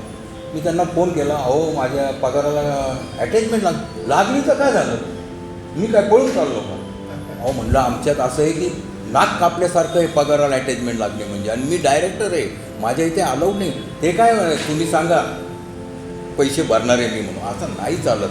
म्हणजे माझे जिजाजीसुद्धा, आणि एवढे माशे भारी की ते खूप हातापाया पडून प्रकरण बंद झाल्यावर दुसऱ्या गाडीकरता परत आले की जामीनदार हो. मी म्हणलं मी होणार नाही, जीव गेला तरी चालत, पण मी तुम्हाला जामीन होणार. म्हणजे हा एकदम घरचा किस्सा सांगतो तो. बाकीच्यांचं आता खूप आवड. आणि आता तर मी खूप पूर्वीची गोष्ट सांगतो, आता मला बँक सोडूनच 15 वर्ष झाले. आता तर खूपच अवघड परिस्थिती आहे. दुसरी गोष्ट, आता त्या जामीनदाराची भीती नाही, इतकी आता बोगस फ्रॉड डिजिटल हे सगळं चाललं आहे बँकेचं. रोज येतं आहे गॅस कनेक्शन बंद होईल, तुमचं लाईट कनेक्शन कट होईल, आणि लोक रोज पेपर वाचा तुम्ही, रोज लोक फसतायत. मला आश्चर्य वाटतं सर, ह्या गोष्टीत फसलं तर काही नाही. अहो पण तुम्ही शेअर मार्केटमध्ये पैसे गुंतवता. अरे आपण भरोसाच्या लोकांकडे पैसे इन्व्हेस्टमेंटला जातो, तुम्ही कोणाचे काही ओळख नाही पाळत नाही, फोन आला की त्याच्यावर पैसे गुंतवता. रोज पेपरला वाचतो आपण. करोडो रुपये तुम्ही कसे देऊ शकता, का देता, काय आर्थिक नियोजनच नाही कोणाचं. माझा बोलण्याचा वेळ जास्ती झाला, माफ करा मला विषय पण नव्हता माहीत बोलायचं, तरी माझ्याकडनं लेट झाल्याबद्दल क्षमा करा. मी सगळ्यांना एक गोष्ट सांगू इच्छितो, प्लॅनिंगच्याबद्दल विषय होता म्हणून. माझ्या खिशात हे कायम असतं, हे रफ पेपर आहे आणि ही कामाची यादी आहे. आपली ढोबळ साधी. आता गाडी चालवताना सिग्नलवर थांबल्यावर मी पेपर खिशातनं काढता येत नव्हता कारमधनं, म्हणून मी नॅपकिन पेपरवर लिहिलं. एक काम आठवलं मला. तुम्हाला काम आठवलं लिहा तर तुम्ही आयुष्यात सक्सेस होताल. माझ्या आयुष्यात मी इतके मोठे इव्हेंट केले. मी 1-2 लाख लोकांना जेवण घालतो, पण मिसमैनेजमेंट मेरे लाइफ में कभी हुआ नहीं. प्लॅनिंग फार महत्त्वाचं आहे. मी आमिर खानचे गेले 5 वर्ष सर पाणी फाउंडेशनचं सगळं मी एकटा करतो, फक्त स्टेज ॲक्टिव्हिटी सोडून. कारण तिथे सगळे अंबानी ते येणार असतात, ते तुम्ही सांभाळा. बाकी 10,000 लोकांचं जेवण, नाश्ता, त्यांचं बसण्याची सिटिंग अरेंजमेंट, 1 घंट्यात 10,000 लोक जेवून परत गेले पाहिजे. ते मी एक प्लास्टिक सर्जरी कॅम्प करतो, गेल्या 30 वर्ष झाले. मी स्वतःच पोस्टर लावतो, बॅनर्स लावतो, सगळं मी स्वतः करतो, कोणाच्या भरोश्यावर राहत नाही. कारण आजच्या पिढीला ना स्मार्ट सोशल वर्क पाहिजे, असं फालतू सोशल वर्क नाही पाहिजे. तर मी स्वतः पोस्टर लावतो, बॅनर लावतो. जवळजवळ आत्तापर्यंत 3 लाखाच्या वर सर्जरी झाल्या सर, फ्री, एक पैसा कोणाकडनं घेत नाही. अमेरिकेहून डॉक्टर येतात. डॉक्टर शरद कुमार दीक्षित होते, ते एक्सपायर झाले, आता त्यांचे फ्रेंड्स येतात. असे बरेच, म्हणजे ज्यांचा हात तुटला आहे त्यांना आम्ही फ्री हात बसून देतो. इथून अर्ध्या घंट्यात तो स्वतः हाताने लिहू शकतो, सगळं करू शकतो. आत्ता मी 2 दिवस झाले आणि सांगितलं की पाड्यावर कोण जातं दिवाळी मानवायला. सगळ्या तुम्ही ठराविक संस्था माहिती आहे, ओघ आला आहे त्यांच्याकडे, इतके पैसे येत आहेत. आणि आजकालची ही IT वाली पिढी तर ते नेटवर पाहतात, डायरेक्ट पैसे पाठवून जातात, सोपेश पाठवा. आणि ते सोपेशला जाऊन बघा तुम्ही, तुमचं घर नाही एवढं सुंदर येते. मग त्यांना पैसे न देता दुसऱ्या ज्या संस्था आहेत, ज्या नव्या असे युवक लोकांनी तयार केल्यात, त्यांना दिले पाहिजे. माझ्याकडे तो सगळा डाटा घेतो मी, मला माहीत पडलं तर मी स्वतः जातो, पाहतो, सगळं करतो आणि त्यांना मदत करतो. मी आत्ता स्वतः टेम्पोमध्ये 500 किलोमीटर 2 दिवसात रन केला. सगळे ऑफिस बोंब मारत होते. मतलब मेरे घर का काम रहता और टेम्पो चलने वाला, मैं उसके पीछे कार में गया होता क्या, मेरा खुद का पेट्रोल डाल के नहीं, मैं क्यों संस्था का पैसा खर्चा करूँ, मैं भी टेम्पो में जाऊँगा. 500 किलोमीटरमध्ये आम्ही एक दिवस 150 फॅमिलीला पाड्यावर जावं लागतं सर. आणि त्याच्यात RSSचं काम सॅल्यूट आहे त्यांना, म्हणजे त्यांना प्रत्येक पाड्याचं लोक माहिती आहे, लिस्ट माहिती आहे, सगळं माहिती आहे. तुम्हाला शॉक बसेल. मागच्या वेळेस पण मी दर दिवाळीला देतो मी त्यांना म्हटलं, अरे हो इलेक्शन आहे, कोणाला मत देणार. ते आपले सुप्रियाताई सुळे नाही का, त्यांनाच मत देणार आम्ही. म्हणजे RSS सगळं हेल्प करतं आहे त्यांना. RSSनी त्यांच्या घरावर लाईट बसवले, मेडिकलचं एक माणसाला ट्रेनिंग देतात, किरकोळ लागणारी मेडिसिन तिथं देतात. मी त्याला म्हटलं, अरे असं आहे. तर म्हणे हमारा काम ये नाही आहे, हमारा काम प्युअर सोशल वर्क आहे. म्हणलं हॅट्स ऑफ यार. तो म्हणे आमचं काम कोणाचं मत परिवर्तन करायचं किंवा मतासाठी आम्ही हे कामच करत नाही. आमची डिव्हिजन फक्त सामाजिक कामासाठी. 150 फॅमिली कवर केल्या. दुसऱ्या दिवशी आम्ही ज्या अनाथ संस्था अशा निवडल्या की जे सुसाईड फार्मरचे मुलं आहेत, किंवा जे प्रॉसिक्युशनवाले मुलं आहेत, जे एड्सवाले मुलं आहेत, जे एकदमच निराधार आहे. एक संस्था फक्त सडकमधल्या मुलांना सांभाळते. असे 500 मुलं आम्ही एका दिवसात दिवाळीचा फराळ, त्यांची दिवाळी गोड व्हावी म्हणून ते काम करतो. असे बरेच उपक्रम आहे. तुमच्याकडेही कधी काही असे सोशल ऑर्गनायझेशन असेल की बुवा ही संस्था हिच्यापर्यंत कोणी पोचत नाही तर आम्हाला कळवा. दुसरी गोष्ट, तुम्हाला प्लास्टिक सर्जरी करता कोणी दिसलं, चेहरा विद्रूप आहे, हात नाही आहे किंवा नाक बसकं आहे, डोळा बंद आहे, काळा पॅच आहे, इथे काहीतरी खूप आलं आहे, सगळं काही फ्री ऑफ कॉस्ट होईनावर वर्ल्ड क्लास डॉक्टर करतात. असे बरेच उपक्रम आहेत. आणि शिवकुमार आणि आम्ही दोघं संघ आहे, हा माझा बॉस आहे कंपनीत. इतका प्रामाणिक माणूस, इतका सज्जन माणूस माझ्या उभ्या सर्व्हिसमध्ये मी पाहिला नाही. मी म्हणलं त्याला, मैं इतना बडा नाही की मैं चीफ गेस्ट, मी प्रमुख उपस्थितीत राहतो. तो म्हटलं नाही तुम्हाला यावं लागेल सर. म्हणून मी आज त्याच्याकरता खास आलो. खूप कामसू, जे काम दिलं ते प्रामाणिकपणे इमानदारीने करायचं, हे त्याचं वैशिष्ट्य आहे. मी खूप वेळ घेतला. खूप खूप धन्यवाद सर. Thank you sir. विनंतीला मान देऊन आलात तुम्ही आणि अचानक विषय म्हणजे बोलायला मी सांगितलेलं त्याबद्दल माफी मागतो.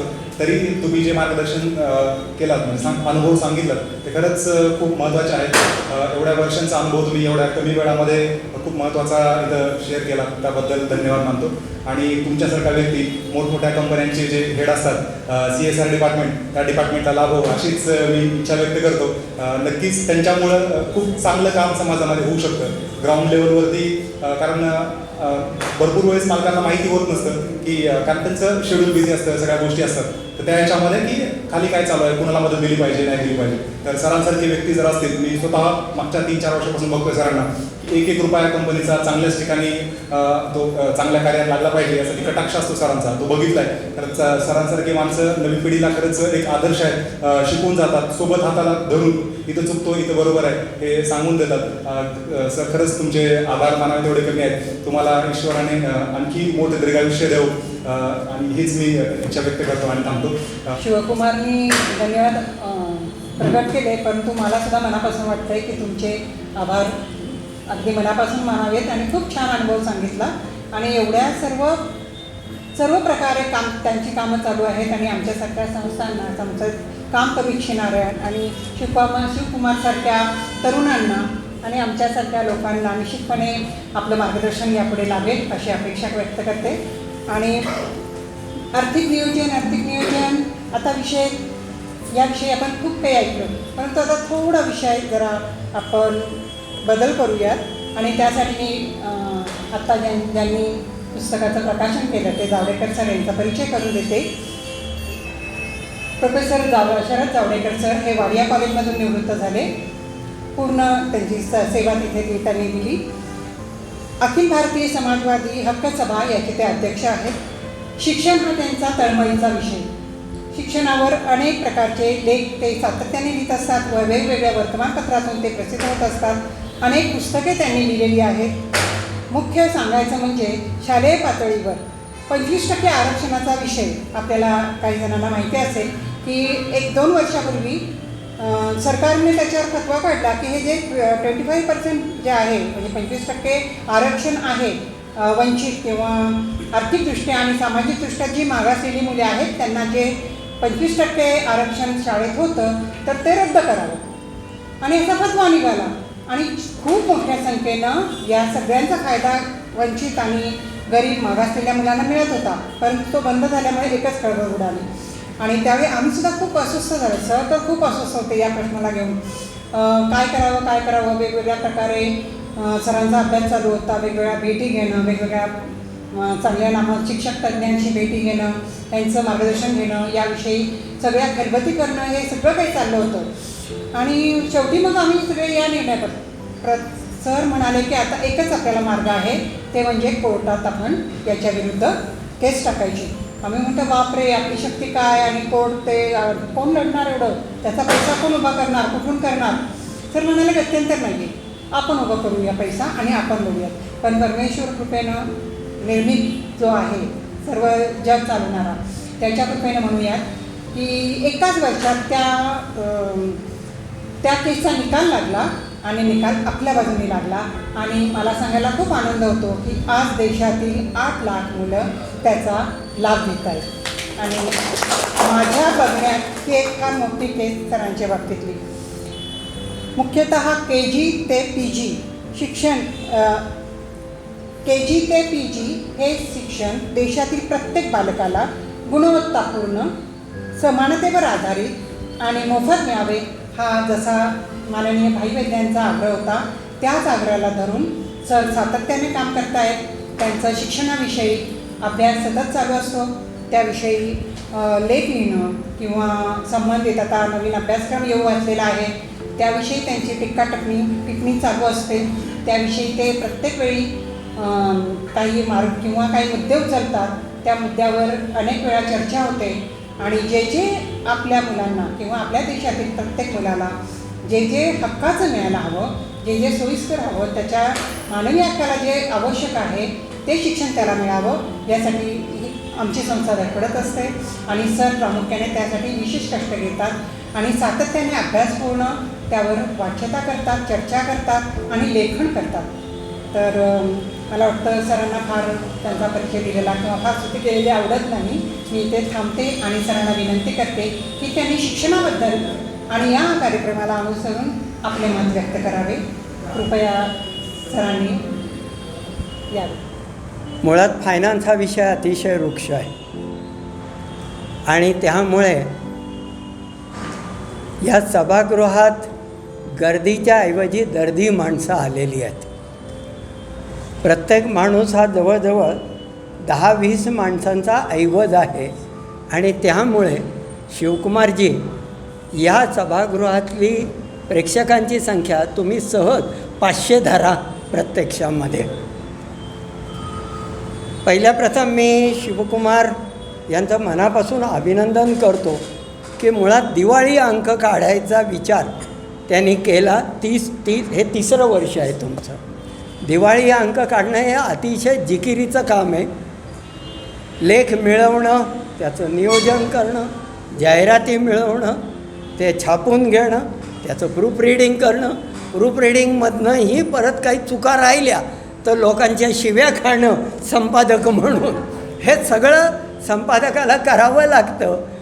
आणि त्यामुळे अशा प्रकारचं एक आव्हान तुम्ही स्वीकारलं, 3 वर्ष स्वीकारताय, याबद्दल पहिल्यापासून मी मनापासून अभिनंदन करतो. नंबर 2, ह्या एका वेगळ्या विषयावर तुम्ही दिवाळी अंक काढला, ह्याबद्दल आणखीन अभिनंदन करतो. कारण सर्वसाधारणपणे आपल्याकडे येणारे जे दिवाळी अंक दिसतात ते प्रामुख्याने कथा, कादंबऱ्या, कविता एवढ्या पुरतेच असतात. वैचारिक अंक फारसे येत नाहीत. हाताच्या बोटावर, नाही असं नाही, पण हाताच्या बोटावर मोजण्या इतकेच वैचारिक अंक आपल्याला दिसतात. आणि त्यामुळे बहुसंख्य अंक हे कथांचे आणि कवितांचे असतात. राशी भविष्य हा त्याच्यातला आणखीन एक महत्त्वाचा मुद्दा असतो की ज्याच्यासाठी लोक अंक खरेदी करतात आणि वाचतात. पण फायनान्ससारख्या अशा विषयावर एखादा दिवाळी अंक काढावा, ही कल्पनाच मला मुळामध्ये नाविन्यपूर्ण अशा प्रकारची वाटली. फायनान्सचा शिक्षक आणि विद्यार्थी म्हणून माझा अनुभव कॉलेजमधला असा आहे, सर्वसाधारणपणे मुलं फायनान्स हा विषय घेत नाही आणि घेतलाच तर महिन्याभरामध्ये पळून जातात. मी चार्टर्ड अकाउंटंट साहेबांना, साहेब हे ह्याच्यातले अपवाद आहेत की ज्यांनी चिकाटीने फायनान्सचा विषय घेतला आणि CA पूर्ण केलं, हे अपवाद आहेत. पण अन्यथा फायनान्स हा त्या अर्थाने एक क्लिष्ट अशा प्रकारचा विषय, पण तो आवश्यक आहे. फायनान्शियल लिटरसी या विषयावर आपण दिवाळी अंक काढला. आर्थिक साक्षरतेवर माझे वडील शिक्षण खात्यात होते आणि लहान असताना मला आठवतं आहे, म्हणजे मी 65च्या आसपासचं सांगतो, दररोज संध्याकाळी वडील शिक्षण खात्यात असल्यामुळे कंदील घेऊन प्रौढ साक्षरतेचे वर्ग घेण्यासाठी जायचे. ती त्यावेळेला सरकारची योजना होती आणि प्रौढ साक्षरतेचे, हे 65मधलं, 65, 66, 67मधलं मी त्यावेळेला शाळेत होतो आणि दररोज रात्री प्रौढ साक्षरतेचे वर्ग घेण्यासाठी वडील जायचे. आणि मग कधीतरी तास 2 तासांनी, म्हणजे 10 वाजता 11 वाजता कोकणातल्या त्यावेळचे, म्हणजे 65मधलं मी सांगतो आहे, आणि कोकणामध्ये आम्ही होतो त्यामुळे लाईट असण्याचा काही संबंध नाही, कंदील घेऊनच जायचं. अंधार लवकर पाडायचे आणि त्यामुळे मग रात्री 10:30-11 वाजता ते सगळे माणसं परत यायचे. पण त्या साक्षरतेबरोबर आता जीवन इतकं गुंतागुंतीचं होत चाललं आहे की अनेक प्रकारच्या साक्षरतेची चर्चा आता सुरू झालेली आहे. म्हणजे कायद्याविषयक साक्षरता आवश्यक होऊन बसलेली आहे, ज्याला लिगल लिटरसी असं आपण म्हणतो.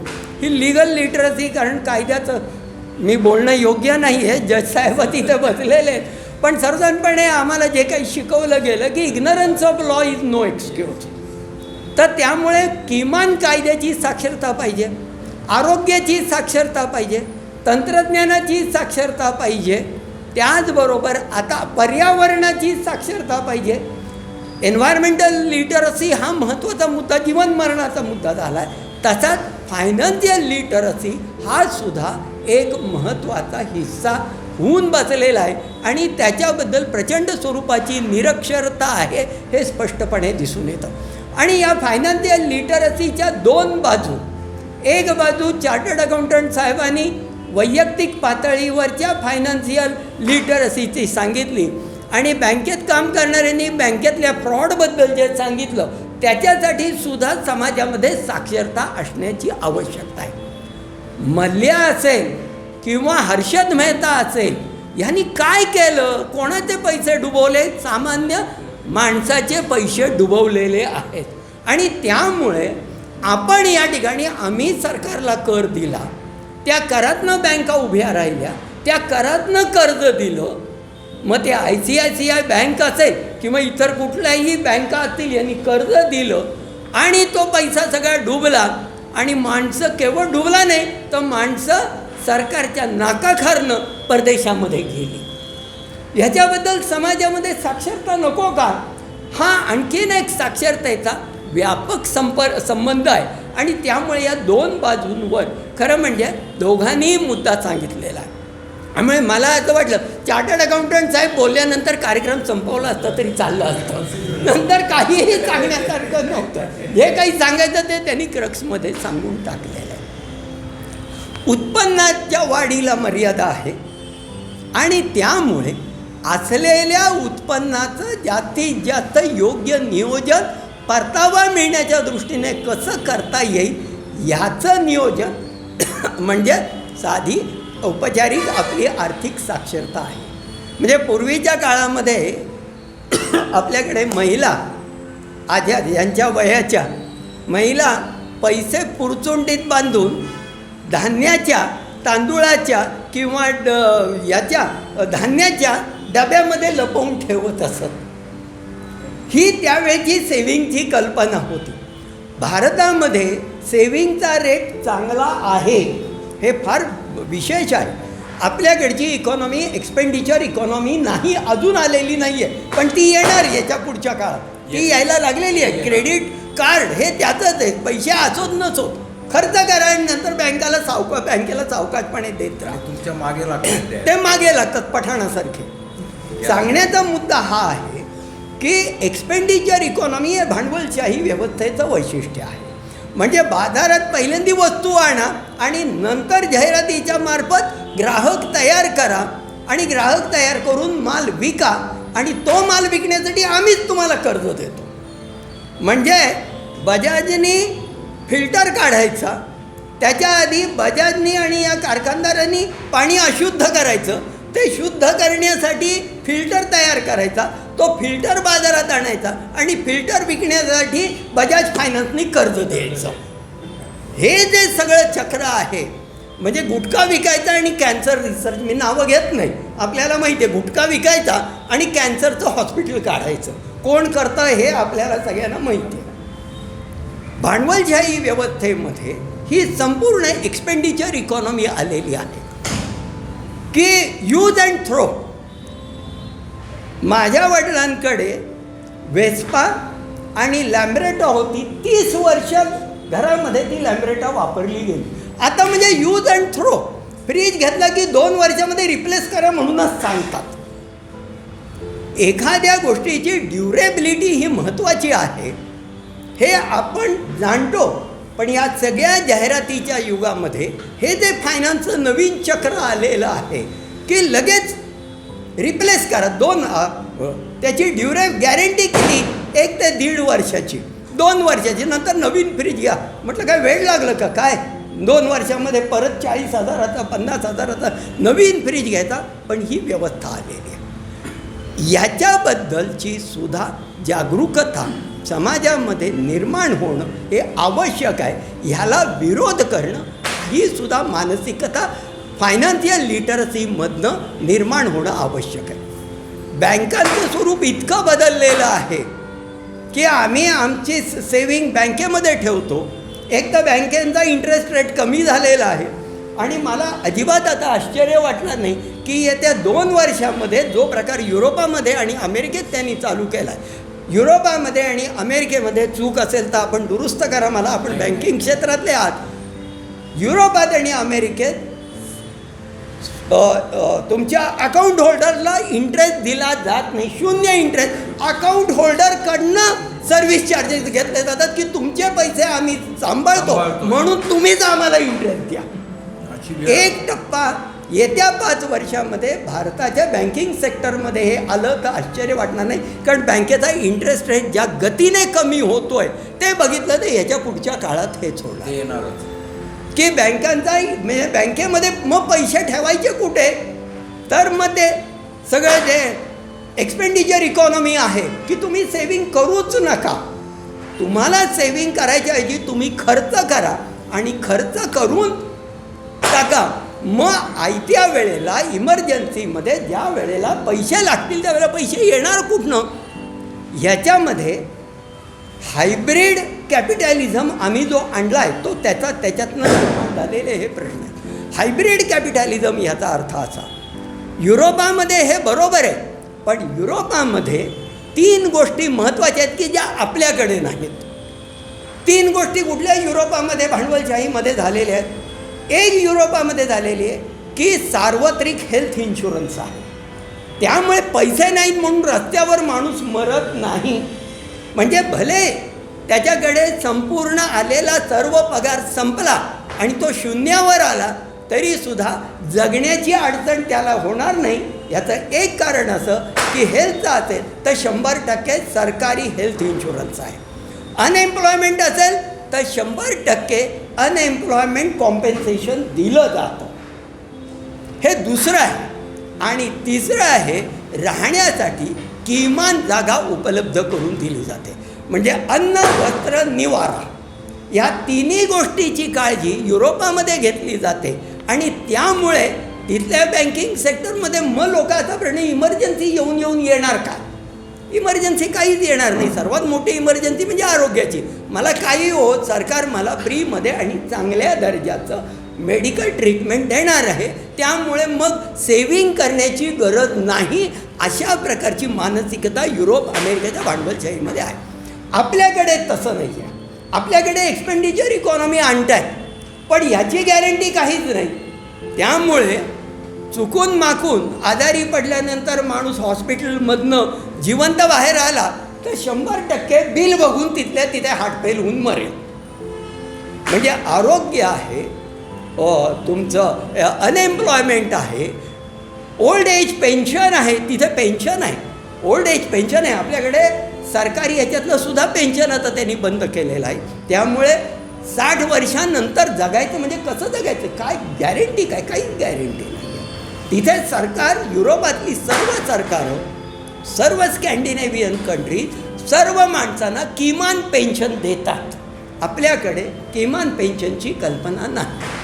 त्यामुळे 60 वर्षानंतर तुम्ही आणि तुमचं नशीब असं म्हणून सरकार लोकांना सोडून देतं. त्यामुळे भारतातल्या ज्या भांडवलशाहीमध्ये एका बाजूला एक्सपेंडिचर इकॉनॉमी मोठ्या प्रमाणात वाढत असताना सामान्य माणसाच्या दृष्टीने फायनान्शियल लिटरसी ही महत्त्वाची आहे. कारण भविष्यातल्या येणाऱ्या प्रश्नाच्या संदर्भामध्ये सेविंग करणं चांगलं आहे. भारतातला सेविंग रेट चांगला आहे. अगदी 2023-24चा ओव्हरऑल भारतातला सेविंग रेट GDPच्या 30% आहे. आणि हाऊसहोल्डचा सेविंग रेट 18 ते 20% आहे. चांगल्या प्रकारे सेविंग रेट आहे. ही चांगली गोष्ट आहे. जगातल्या इतर देशांमध्ये सेविंग रेट 0पर्यंत आलेला आहे. भारतामध्ये 18% सेविंग रेट आहे. मग हा जो सेविंग रेट आहे, हा सेविंग रेट, ही जी काही सेविंग होते ते पुढे नेमकं काय करायचं याच्याबद्दलची आपल्याकडे निरक्षरता आहे. म्हणजे म्युच्युअल फंड्स अजूनही, म्हणजे त्यावेळेला एकच UTI होतं. आता अनेक खाजगी म्युच्युअल फंड्स आहेत. या म्युच्युअल फंडच्या संदर्भामध्ये निरक्षरता आहे. शेअर मार्केट हे तर आपल्या कल्पनेच्या पलीकडचं आहे. ते तर शक्यच नाही आपल्याला. उत्पन्न जर वाढवायचं असेल तर ह्याचा योग्य वापर कसा करता येईल की जेणेकरून मला कॅल्क्युलेटेड रिस्क घेता येईल आणि मॅक्झिमम रिटर्न मिळेल. म्हणून फायनान्शियल मॅनेजमेंटमध्ये आम्ही म्हणतो की फायनान्शियल मॅनेजमेंट म्हणजे काय, तर risk and return trade off. एवढे एका वाक्यात सांगितलं जातं. रिस्क आहे, रिटर्नचा इथं आहे. रिस्क आणि रिटर्नचा बॅलन्सिंग कसा केला जातो that is called as A financial management. तेव्हा सांगण्याचा माझा मुद्दा आहे की ह्या संदर्भामध्ये प्रचंड निरक्षरता आहे. टेक्नॉलॉजी नवीन येते आहे त्याच्याबद्दल निरक्षरता आहे. प्रचंड स्वरूपाचे वाटेल तसे मला इतके मेसेजेस आले, इतके फ्रॉड्युलंट फोन येतात. एकाने असाच फोन केला मला, तुम्हाला 2 कोटीचं बक्षीस लागलेलं आहे आणि तुम्ही तुमचा अकाउंट नंबर आणि हे सगळं सांगा. मला ते लक्षात आलं. मी त्याला शांतपणे दिलं, तुझा फोन कुठे आला आहे माहिती आहे का? म्हटलं पर्वती पोलीस स्टेशनमध्ये तुझा फोन आला आहे. असं म्हटल्यानंतर त्यांनी घाबरून तो ठेवूनच दिला. तुलनात्मकरित्या आधी किंवा तुम्हाला $2,00,000ची लॉटरी लागली असे ईमेल्स येतात. अनेक वेळेला लोक त्याच्यामध्ये ट्रॅपमध्ये अडकतात आणि अडकून त्याला रिस्पॉन्स, एकदा दिला रिस्पॉन्स किंवा काहीतरी त्याला रिप्लाय केला की ते रेकॉर्ड होत आहे. त्यामुळे फायनान्शियल क्षेत्रामध्ये अशा प्रकारच्या वैयक्तिक पातळीवर मला जास्तीत जास्त रिटर्न आणि ते सुद्धा नैतिक पद्धतीने हर्षद मेहताच्या मार्गाने नव्हे तर लेजिटिमेट पद्धतीने माझ्या गुंतवणुकीवर मला चांगला रिटर्न कसा मिळेल त्याचं मला नियोजन कसं करता येईल याच्याबद्दलची साक्षरता असण्याची आवश्यकता आहे. अतिशय महत्त्वाच्या विषयावर तुम्ही हा केलेला आहे अंक, त्याबद्दल तुमचं अभिनंदन. आणि एकच मुद्दा सांगून मी माझं बोलणं थांबवतो. फायनान्शियल लिटरसीच्या संदर्भामध्ये समाजामध्ये जे काही एकंदर फायनान्शियल घडामोडी होतात याच्याबद्दल जागरूकता असण्याची आवश्यकता आहे. म्हणजे अगदी सांगायचं झालं तर निर्मला सीतारामन बाई ते बजेट करतात म्हणजे नेमकं काय करतात आणि त्याचा माझ्या जीवनावर काय परिणाम होतो हा फायनान्शियल लिटरसीमधला एक भाग आहे. तो सामाजिक भाग आहे की काय ते करतात. टी व्हीवर अतिशय कंटाळवाण्या पद्धतीने आणि विद्वत्तेचा अनावश्यक असा आव आणून आणि अतिशय टेक्निकल जार्गन्समध्ये जी चर्चा करतात त्याच्यावरनं लोकांना असं वाटतं की निर्मला सीतारामनचं ते काय आहे ना ते आपल्या आवाक्यातलं नाही. म्हणजे गंमत सांगतो ही 80-85मधली गोष्ट आहे. म्हणजे ते इतकं टेक्निकल म्हणजे मलासुद्धा कॉमर्सचा विद्यार्थी असूनसुद्धा मला असं वाटायचं की ॲन्युअल बजेट हे आपल्याशी संबंधित नाही आहे, ते काहीतरी वेगळंच असतं. आणि ते कसं तर 80-85मध्ये कदाचित आपण तर डेफिनेटली नावं ऐकली ती नानी पालखेवाला म्हणून होते वकील सुप्रीम कोर्टात आणि टॅक्स कन्सल्टंट. आणि ते बजेटच्या दुसऱ्या दिवशी ब्रेबॉन स्टेडियमवर कार्यक्रम घ्यायचे. मी एकदा मुद्दाम ब्रेबॉन स्टेडियमवर गेलो होतो हा कार्यक्रम बजेटच्या दुसऱ्या दिवशी. लगेच दुसऱ्या दिवशी ब्रेबॉन स्टेडियमवर जे क्रिकेटचं मैदान आहे त्याच्यावर ते टॅक्स काय बजेटचं ॲनालिसिस म्हणून एक कार्य. आणि तिथेसुद्धा अमुक याचा टॅक्स वाढला तमुक याचा टॅक्स वाढला मग सिगारेट स्वस्त झाली सोनं महाग झालं असं काहीतरी बोलायचं. त्याच्यामध्ये आपल्या सामान्य माणसाच्या जीवनाशी या बजेटचा काही संबंध आहे की नाही हे मात्र शेवटपर्यंत ते सांगायचं नाही. नंतर मला असं लक्षात येईल की हे जाणीवपूर्वक केलं जातं. त्या प्रत्येक बजेटचा संबंध माझ्या जीवनाशी आहे. याचं साधं उदाहरण सांगून मी थांबतो. निर्मला सीतारामनबाईंनी GSTमध्ये जे बदल केले GSTच्या रेटमध्ये जे बदल केले त्याच्यामध्ये एक बदल 2 वर्षापूर्वी का गेल्या वर्षी केला. GST कशावर लावला. सिस पेन्सिल खोडरबर drawing paper pen pencil compass box globe जे शिक्षणाचं साहित्य आहे त्याच्यावर तुम्ही 5% ते 15% GST लावला. आणि एक्साईज कशाची कमी केली. पॉलिश डायमंडची एक्साईज कमी केली. कॉर्पोरेट टॅक्सेस 25%वरनं 3% कमी करून 22%वर आणले. हा काय प्रकार आहे. काय डायमंड झाले अजून 25%नी महाग बिघडलंय कुठे. इथे काय प्रत्येकजण डायमंड घेत बसतोय का. संबंधच नाही. सामान्य तुमचा आमचा काय संबंध डायमंडशी. एक तो सिनेमा आपण बघितला असेल ज्वेल थीफ त्याच्यानंतर डायमंडशी आपला काहीही संबंध नाही. तो सिनेमा एक देवानंदचा पूर्वीचा होता तेवढा एक सिनेमा सोडला तर आपला डायमंडशी काहीही संबंध नाही. तुम्ही डायमंड स्वस्त करता आणि कंपास पेटी महाग करता पेन्सिल महाग करता इरेझर महाग करता शार्पनर 5 ते 6% त्याच्यावर GST आम्ही निदर्शनं केली शेवटी. हा काय प्रकार आहे. तेव्हा माझे आपल्याला एकच म्हणजे हाही त्याच्यातला विषय आहे की देशाचं म्हणून जे अर्थशास्त्र आहे देशाचं म्हणून जे आर्थिक नियोजन आहे त्या आर्थिक नियोजनाबद्दल सुद्धा आपण एक मतदार म्हणून जागरूक राहण्याची आवश्यकता आहे. कारण इलेक्शनमध्ये या सगळ्यांची गचंडी धरायची आपल्याला संधी आहे. मोठ्या भांडवलदारांना आणि त्यांची कर्जमाफी कशी होतात आणि स्कूटर खरेदी केलेल्या एखाद्या सामान्य ग्राहकाच्या मागे बँका कशा लागतात. आपण म्हणत ICICI बँकेचे चेअरमन काय नव्हत्या बाईंचं ICICI बँकेच्या माजी चेअरमन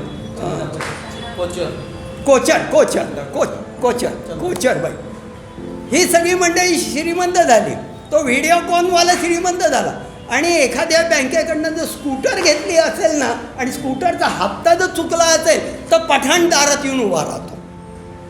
इतका तो जीव नकोसा करतो. हे काय फायनान्शियल प्लॅनिंग सरकारचं, बँकांचं, वित्तीय संस्थांचं आहे. एक जागरूकता या संदर्भामध्ये आली पाहिजे आणि एका चांगल्या आणि नव्या विषयाला आपण हात घातला आहे. तुम्ही तो विषय it is a Pandora box आणि हा पॅन्डोरा बॉक्स तुम्ही ओपन केला आहे, पण ती चांगली गोष्ट आहे. कोणीतरी याच्यावर बोलायला पाहिजे. तर त्यामुळे आपण हा विषय या निमित्ताने समाजासमोर उघडा करून ठेवलात याबद्दल मनापासून आभार मानतो. आपण मला या ठिकाणी बोलवलं याबद्दलही आभार मानतो. आजच्या समाज विश्व दिवाळी अंकाच्या प्रकाशनाला उपस्थित आदरणीय जावडेकर सर, मनोज सर, आमचे नारायण मोरे सर, गुडले सर आणि ह्या अंधारात कंदील घेऊन निघालेले आमचे तरुण श्री चन्नागिरे साहेब, सर्व उपस्थित. खरं तर इतक्या उत्कृष्ट प्रकारे 2 पुस्तकातले तज्ज्ञ आणि 2 प्रॅक्टिकल ज्याला आयुष्याच्या अनुभवाने त्याला तज्ज्ञ बनवलं असे चौघ झाल्यानंतर माझ्यासारख्या कायद्याच्या विद्यार्थ्यांनी जास्त बोलणं म्हणजे खरं तर माझं कामच ऐकून घ्यायचंय आणि आम्ही बोललेलं पटत नाही. मग गपचूप सही करतो, मग त्याच्याबद्दल मत करतात. त्याच्या देशातली लोकशाही आहे, त्याच्यामुळे त्यांचं स्वागत. आणि आज मी इथं येण्याचं कारण फक्त एक होतं की ह्यांची धडपड मी योगायोगाने 2-3 वर्ष मी बघितली आणि सरांनी सांगितलेला हा उपस्थित जो प्रेक्षक वर्ग आहे तो 500च्या बरोबरीच आहे. खरं तर आपल्याला विश्व, समाज, जग म्हणजे काय, आपले 20-25 कुटुंब. समजा आपल्या 20-25 कुटुंबाला जरी ही साक्षरता निर्माण झाली तरी ह्या कार्यक्रम सफल झाला. आपण जास्त काही उगीच कुठंतरी युगांडामध्ये काय होईल, आफ्रिकेमध्ये काय होईल, आपल्यामध्ये बघितल्यानंतर आता कुटुंब एकतर आपण सगळे आता आपल्या दिलेल्या कुटुंबाला उशीर झालाय त्याचे कारण शोधतोय आणि आपलं कुटुंब सावरता सावरता देशाचं कुटुंब. सुरुवातीला आपण जी शपथ घेतली संविधानाची, संविधान म्हणलं की आपल्याला अशोक चक्र दिसतं आणि अशोक चक्रात 24 स्तंभ इथे कधीतरी ऐकलंय. त्या 24 स्तंभामध्ये 3 स्तंभ खूप गरजेचे आहेत किंवा ते सगळ्याशी निगडीत आहेत. ते म्हणजे पहिलं न्याय, नीती आणि अर्थ. बाकी इतर स्तंभ लागू पडतात, पण ह्या 3 स्तंभासाठी प्रत्येक जीव झगडत असतो. अर्थ, धर्म, काम, मोक्ष हे संस्कृतीने आपल्याला सांगितलेलं आहेच. आता विषय कायदा, सरांनी सांगितलं अर्थशास्त्र वृक्ष आहे, तसं कायदा वृक्ष समजला जातो.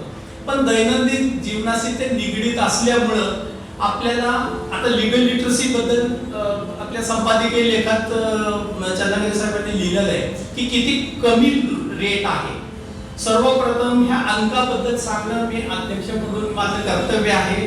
ह्या समाज विश्व दिवाळी अंकाचं आणि ह्या विशेष आर्थिक नियोजन आणि प्लॅनिंग आणि तुमचं ह्याच्या नियोजन ह्याचं प्रकाशन झालं असं जाहीर करतो.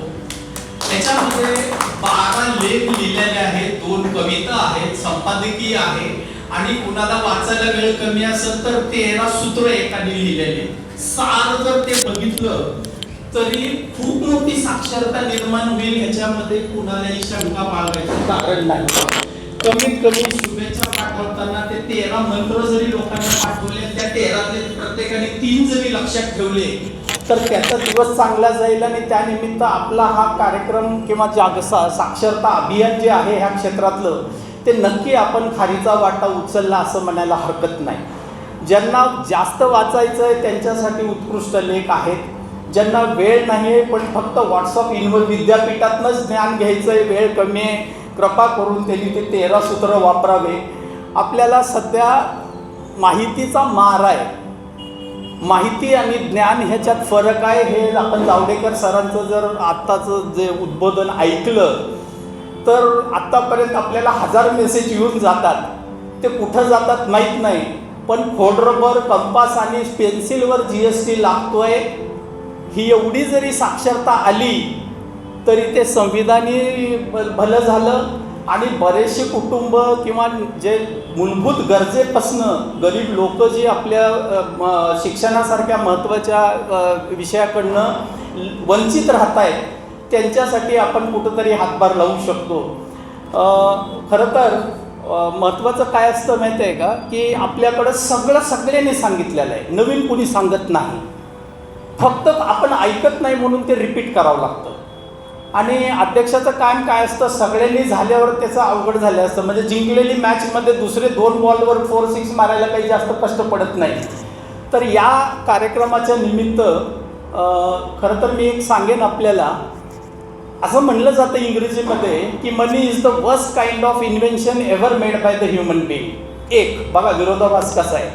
400 वर्षापूर्वी संत तुकाराम महाराजांनी सांगितलं की जोडावे धन उत्तम व्यवहारे. आणि आता सगळ्यात महत्त्वाचं असं आहे, कुछ लोग सोच रहे हैं धनतेरस पे कितना सोना खरीद के लाए. कुछ लोग सोच रहे हैं अभी ठंड आ रही है, सोना कहाँ है. ही आपल्या देशाची आजची अवस्था आहे. ह्याच्यामध्ये कुणालाही नाकारता येत नाही. आता ह्याच्यामध्ये सर्वात महत्त्वाचं बॅलन्स, सरांनी सांगितलं इन्कम, सेविंग, एक्सपेंडिचर फॉर्म्युला आपला उलटा होता. आज कळलं, दिवाळी सुखी झाली. ह्याच्या पुढं आपल्याला एवढा जरी फॉर्म्युला लक्षात ठेवला आणि प्रत्येक भेटणाऱ्याला जर आपण त्याला जर टेन्शन येत असेल तर आपण नक्की त्याला विचारू, बाबा हा फॉर्म्युला लिहून ठेवू. आपण एवढं तरी सांगू शकतो. बऱ्याचशा गोष्टी बोलतो, पण नक्की आपल्याला कुणी आर्थिक विवंचनेत जर असेल तर सरांचा हा फॉर्म्युला, सरांचं क्लायंटेज वाढेल, कमी होणार नाही. सगळ्यात महत्त्वाचं काय आपल्याला, की सरांनी जसं सांगितलं, सिक्रेट हे नसतंच बेसिकली चांगल्या गोष्टीचं. तुम्ही जेवढं द्याल तेवढं मल्टिप्लाय होतं. आपण जेवढं देऊ ते डबल होतं, त्याच्यात नुकसान कुणाचं होत नाही. आपल्याकडं एक छोटीशी गोष्ट आहे. एक पेपरवाला येत होता दररोज. आता जावडेकर सरांसारखा जर तत्वाचा माणूस असेल, मनोज सरांसारखा तत्वाचा माणूस असेल, तर तो म्हणतो की वेळेवर मला दिलं पाहिजे, त्याला उशीर होत होता. आता दुसरी एक माहितीतली आपल्याला माहिती आहे, एका घराच्या सोसायटीमध्ये 2 पेपरवाले असतात जनरली. दुसरा आपलाच व्यक्ती होता, त्यांनी म्हणले त्याला उशीर व्हायला लागला, तुम्ही द्या. सर त्याच्यामध्ये त्या व्यक्तीची जी भावना आहे, म्हणजे कॉर्पोरेट कल्चर आणि आपलं जे जुनं तत्व आहे. कॉर्पोरेटला गिराईक नवीन मिळत आहे, तो म्हणतो डिस्काउंट देतो पण तुम्ही माझ्याकडे या. पण आपली भारताची खरी रचना कशी आहे, तर ती महिला होती दुसरी पेपर देणारी. सरांनी सांगितलं की बाबा मला पेपर वेळेवर लागतो, तू उशिरायला लागला लवकर दे. त्या महिलेची जी भावनिक आहे आणि त्यांनी जे तत्त्व सांगितलं, ते म्हणले मला द्यायला मी देईल, माझं नुकसान फायदा होईल, पण मला असं वाटतंय ते ग्रस्त वृद्ध आहेत, त्यांना विचारा तरी की तुम्ही लवकर देऊ शकता का, आणि त्यांचं नुकसान व्हायला नको. लोकांना श्रीमंत होण्यामध्ये आणि श्रीमंत जगण्यामधला फरक ज्या दिवशी कळेल ती खरी लिटरसी. आपल्याला असं वाटतं की पैसा मिळाल्यानंतर सुख येतं, लोकांना माहितीच नाही की दिल्यानंतर किती सुख मिळतं. आता श्रीमंत कोण आहेत?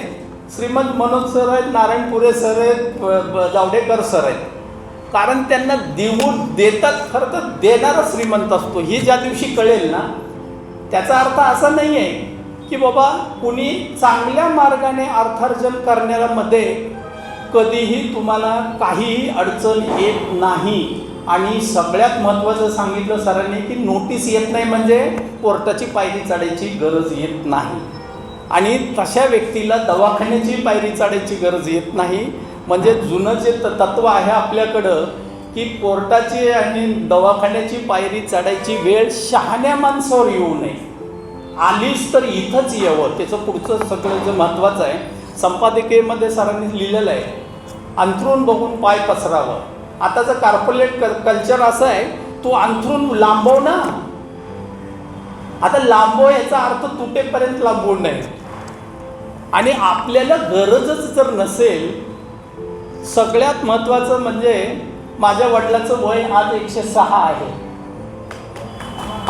त्यांना 6 मुलं, 17 नातू, 35 पतवंड आणि 1 खापरपंत आहे. आज आहेत ते. मी आत्ता येताना मला विचार आला की मी आता काय सांगणार आहे.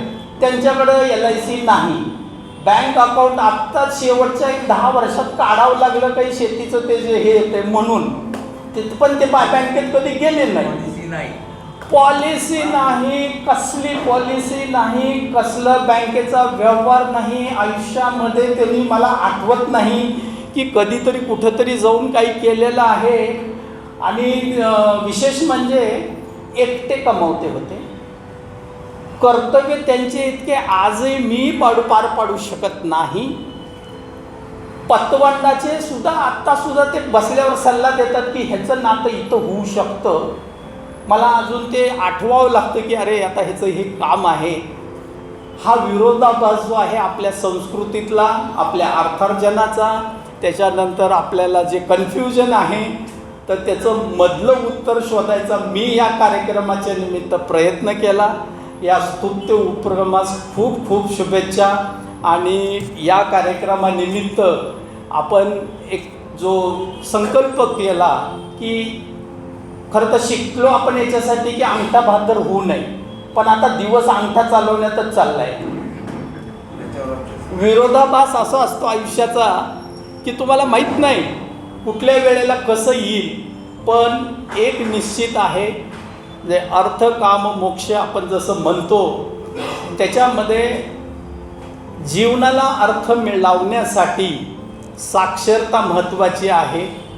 आणि जगण्यासाठी आपल्या कुटुंबाला एक सन्माननीय पद्धतीनं जगता यावं, ऑफकोर्स आपल्या आपल्या ह्याच्यामध्ये, तर त्याच्यासाठी ही साक्षरता खूप गरजेची आहे. आणि असं झालं तर आपला तर प्रगती होईल, आपल्याला समाधान मिळेल, पण आपल्यासोबतची जितके काही मित्र, नातेवाईक आणि समाज आहे राहतो, त्यांनासुद्धा याचा नक्कीच फायदा होतो. तर या निमित्तानं आज इथं मला बोलवून संपादकीयाने आणि त्यांच्या टीमनी एक संधी दिली, त्याबद्दल त्यांचे खूप खूप आभार. आणि आपल्या सर्वांचे आभार. जय हिंद.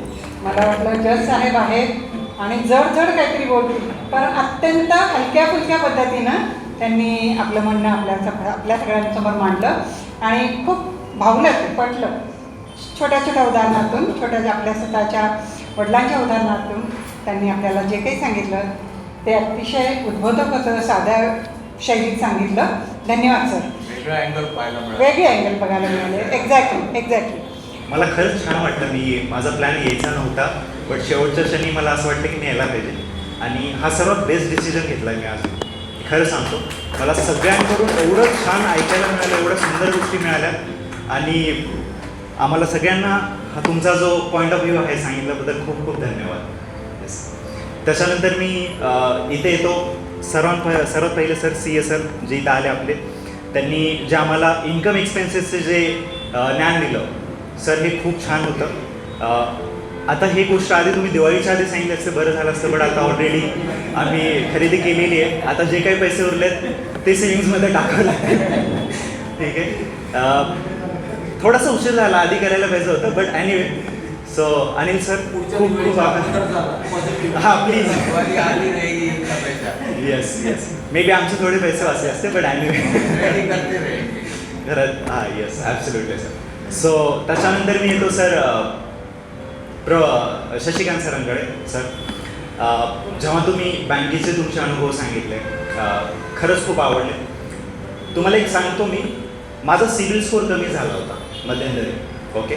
आणि माझा सिबिल स्कोअर कमी झाल्यामुळे मला कुठल्याही बँकेमध्ये लोन मिळत नव्हतं. आणि त्याच्यामध्ये मी सेल्फ एम्प्लॉईडला तुम्ही लोन देत नाही. ओके. सॅलरीड पर्सन असले की वेगळं पडतं सर समजू शकतात.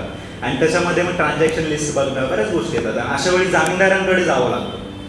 गव्हर्नमेंटचे जामीनदार, तुमच्या आसपासचे जामीनदार, ती परिस्थिती मी अक्षरशः पाहिलेली आहे. आणि तुम्ही जे सांगितलेल्या गोष्टी आहेत त्या प्रत्येक जणाला इथे पडतील की किती एखाद्या गोष्टीला जर मोठं करायचं असेल तर कधी कधी आपण चादर पण म्हणजे म्हणतात ना पसरायचा प्रयत्न करतो आणि त्याच्या बाहेर जायचा प्रयत्न करतो. एक्सपेन्सेस हे लोन कधी लागतं सर? लोन आपल्याला एखाद्याला मोठं होण्यासाठी लागतं, बरोबर आहे, असा आपण विचार करतो. बरेच जण म्हणतात की लोन चुकीचं असतं. लोन पण मध्ये पण 2 आहेत प्रकार, बॅड डेप, गुड डेप, तुम्हालाही माहिती आहे. पण पॉईंट इज की काही लोकांना म्हणजे नाही का पाय पसरायला जागा लागती, ते पॉसिबल होत नाही आणि त्यावेळेस मग काय म्हणतात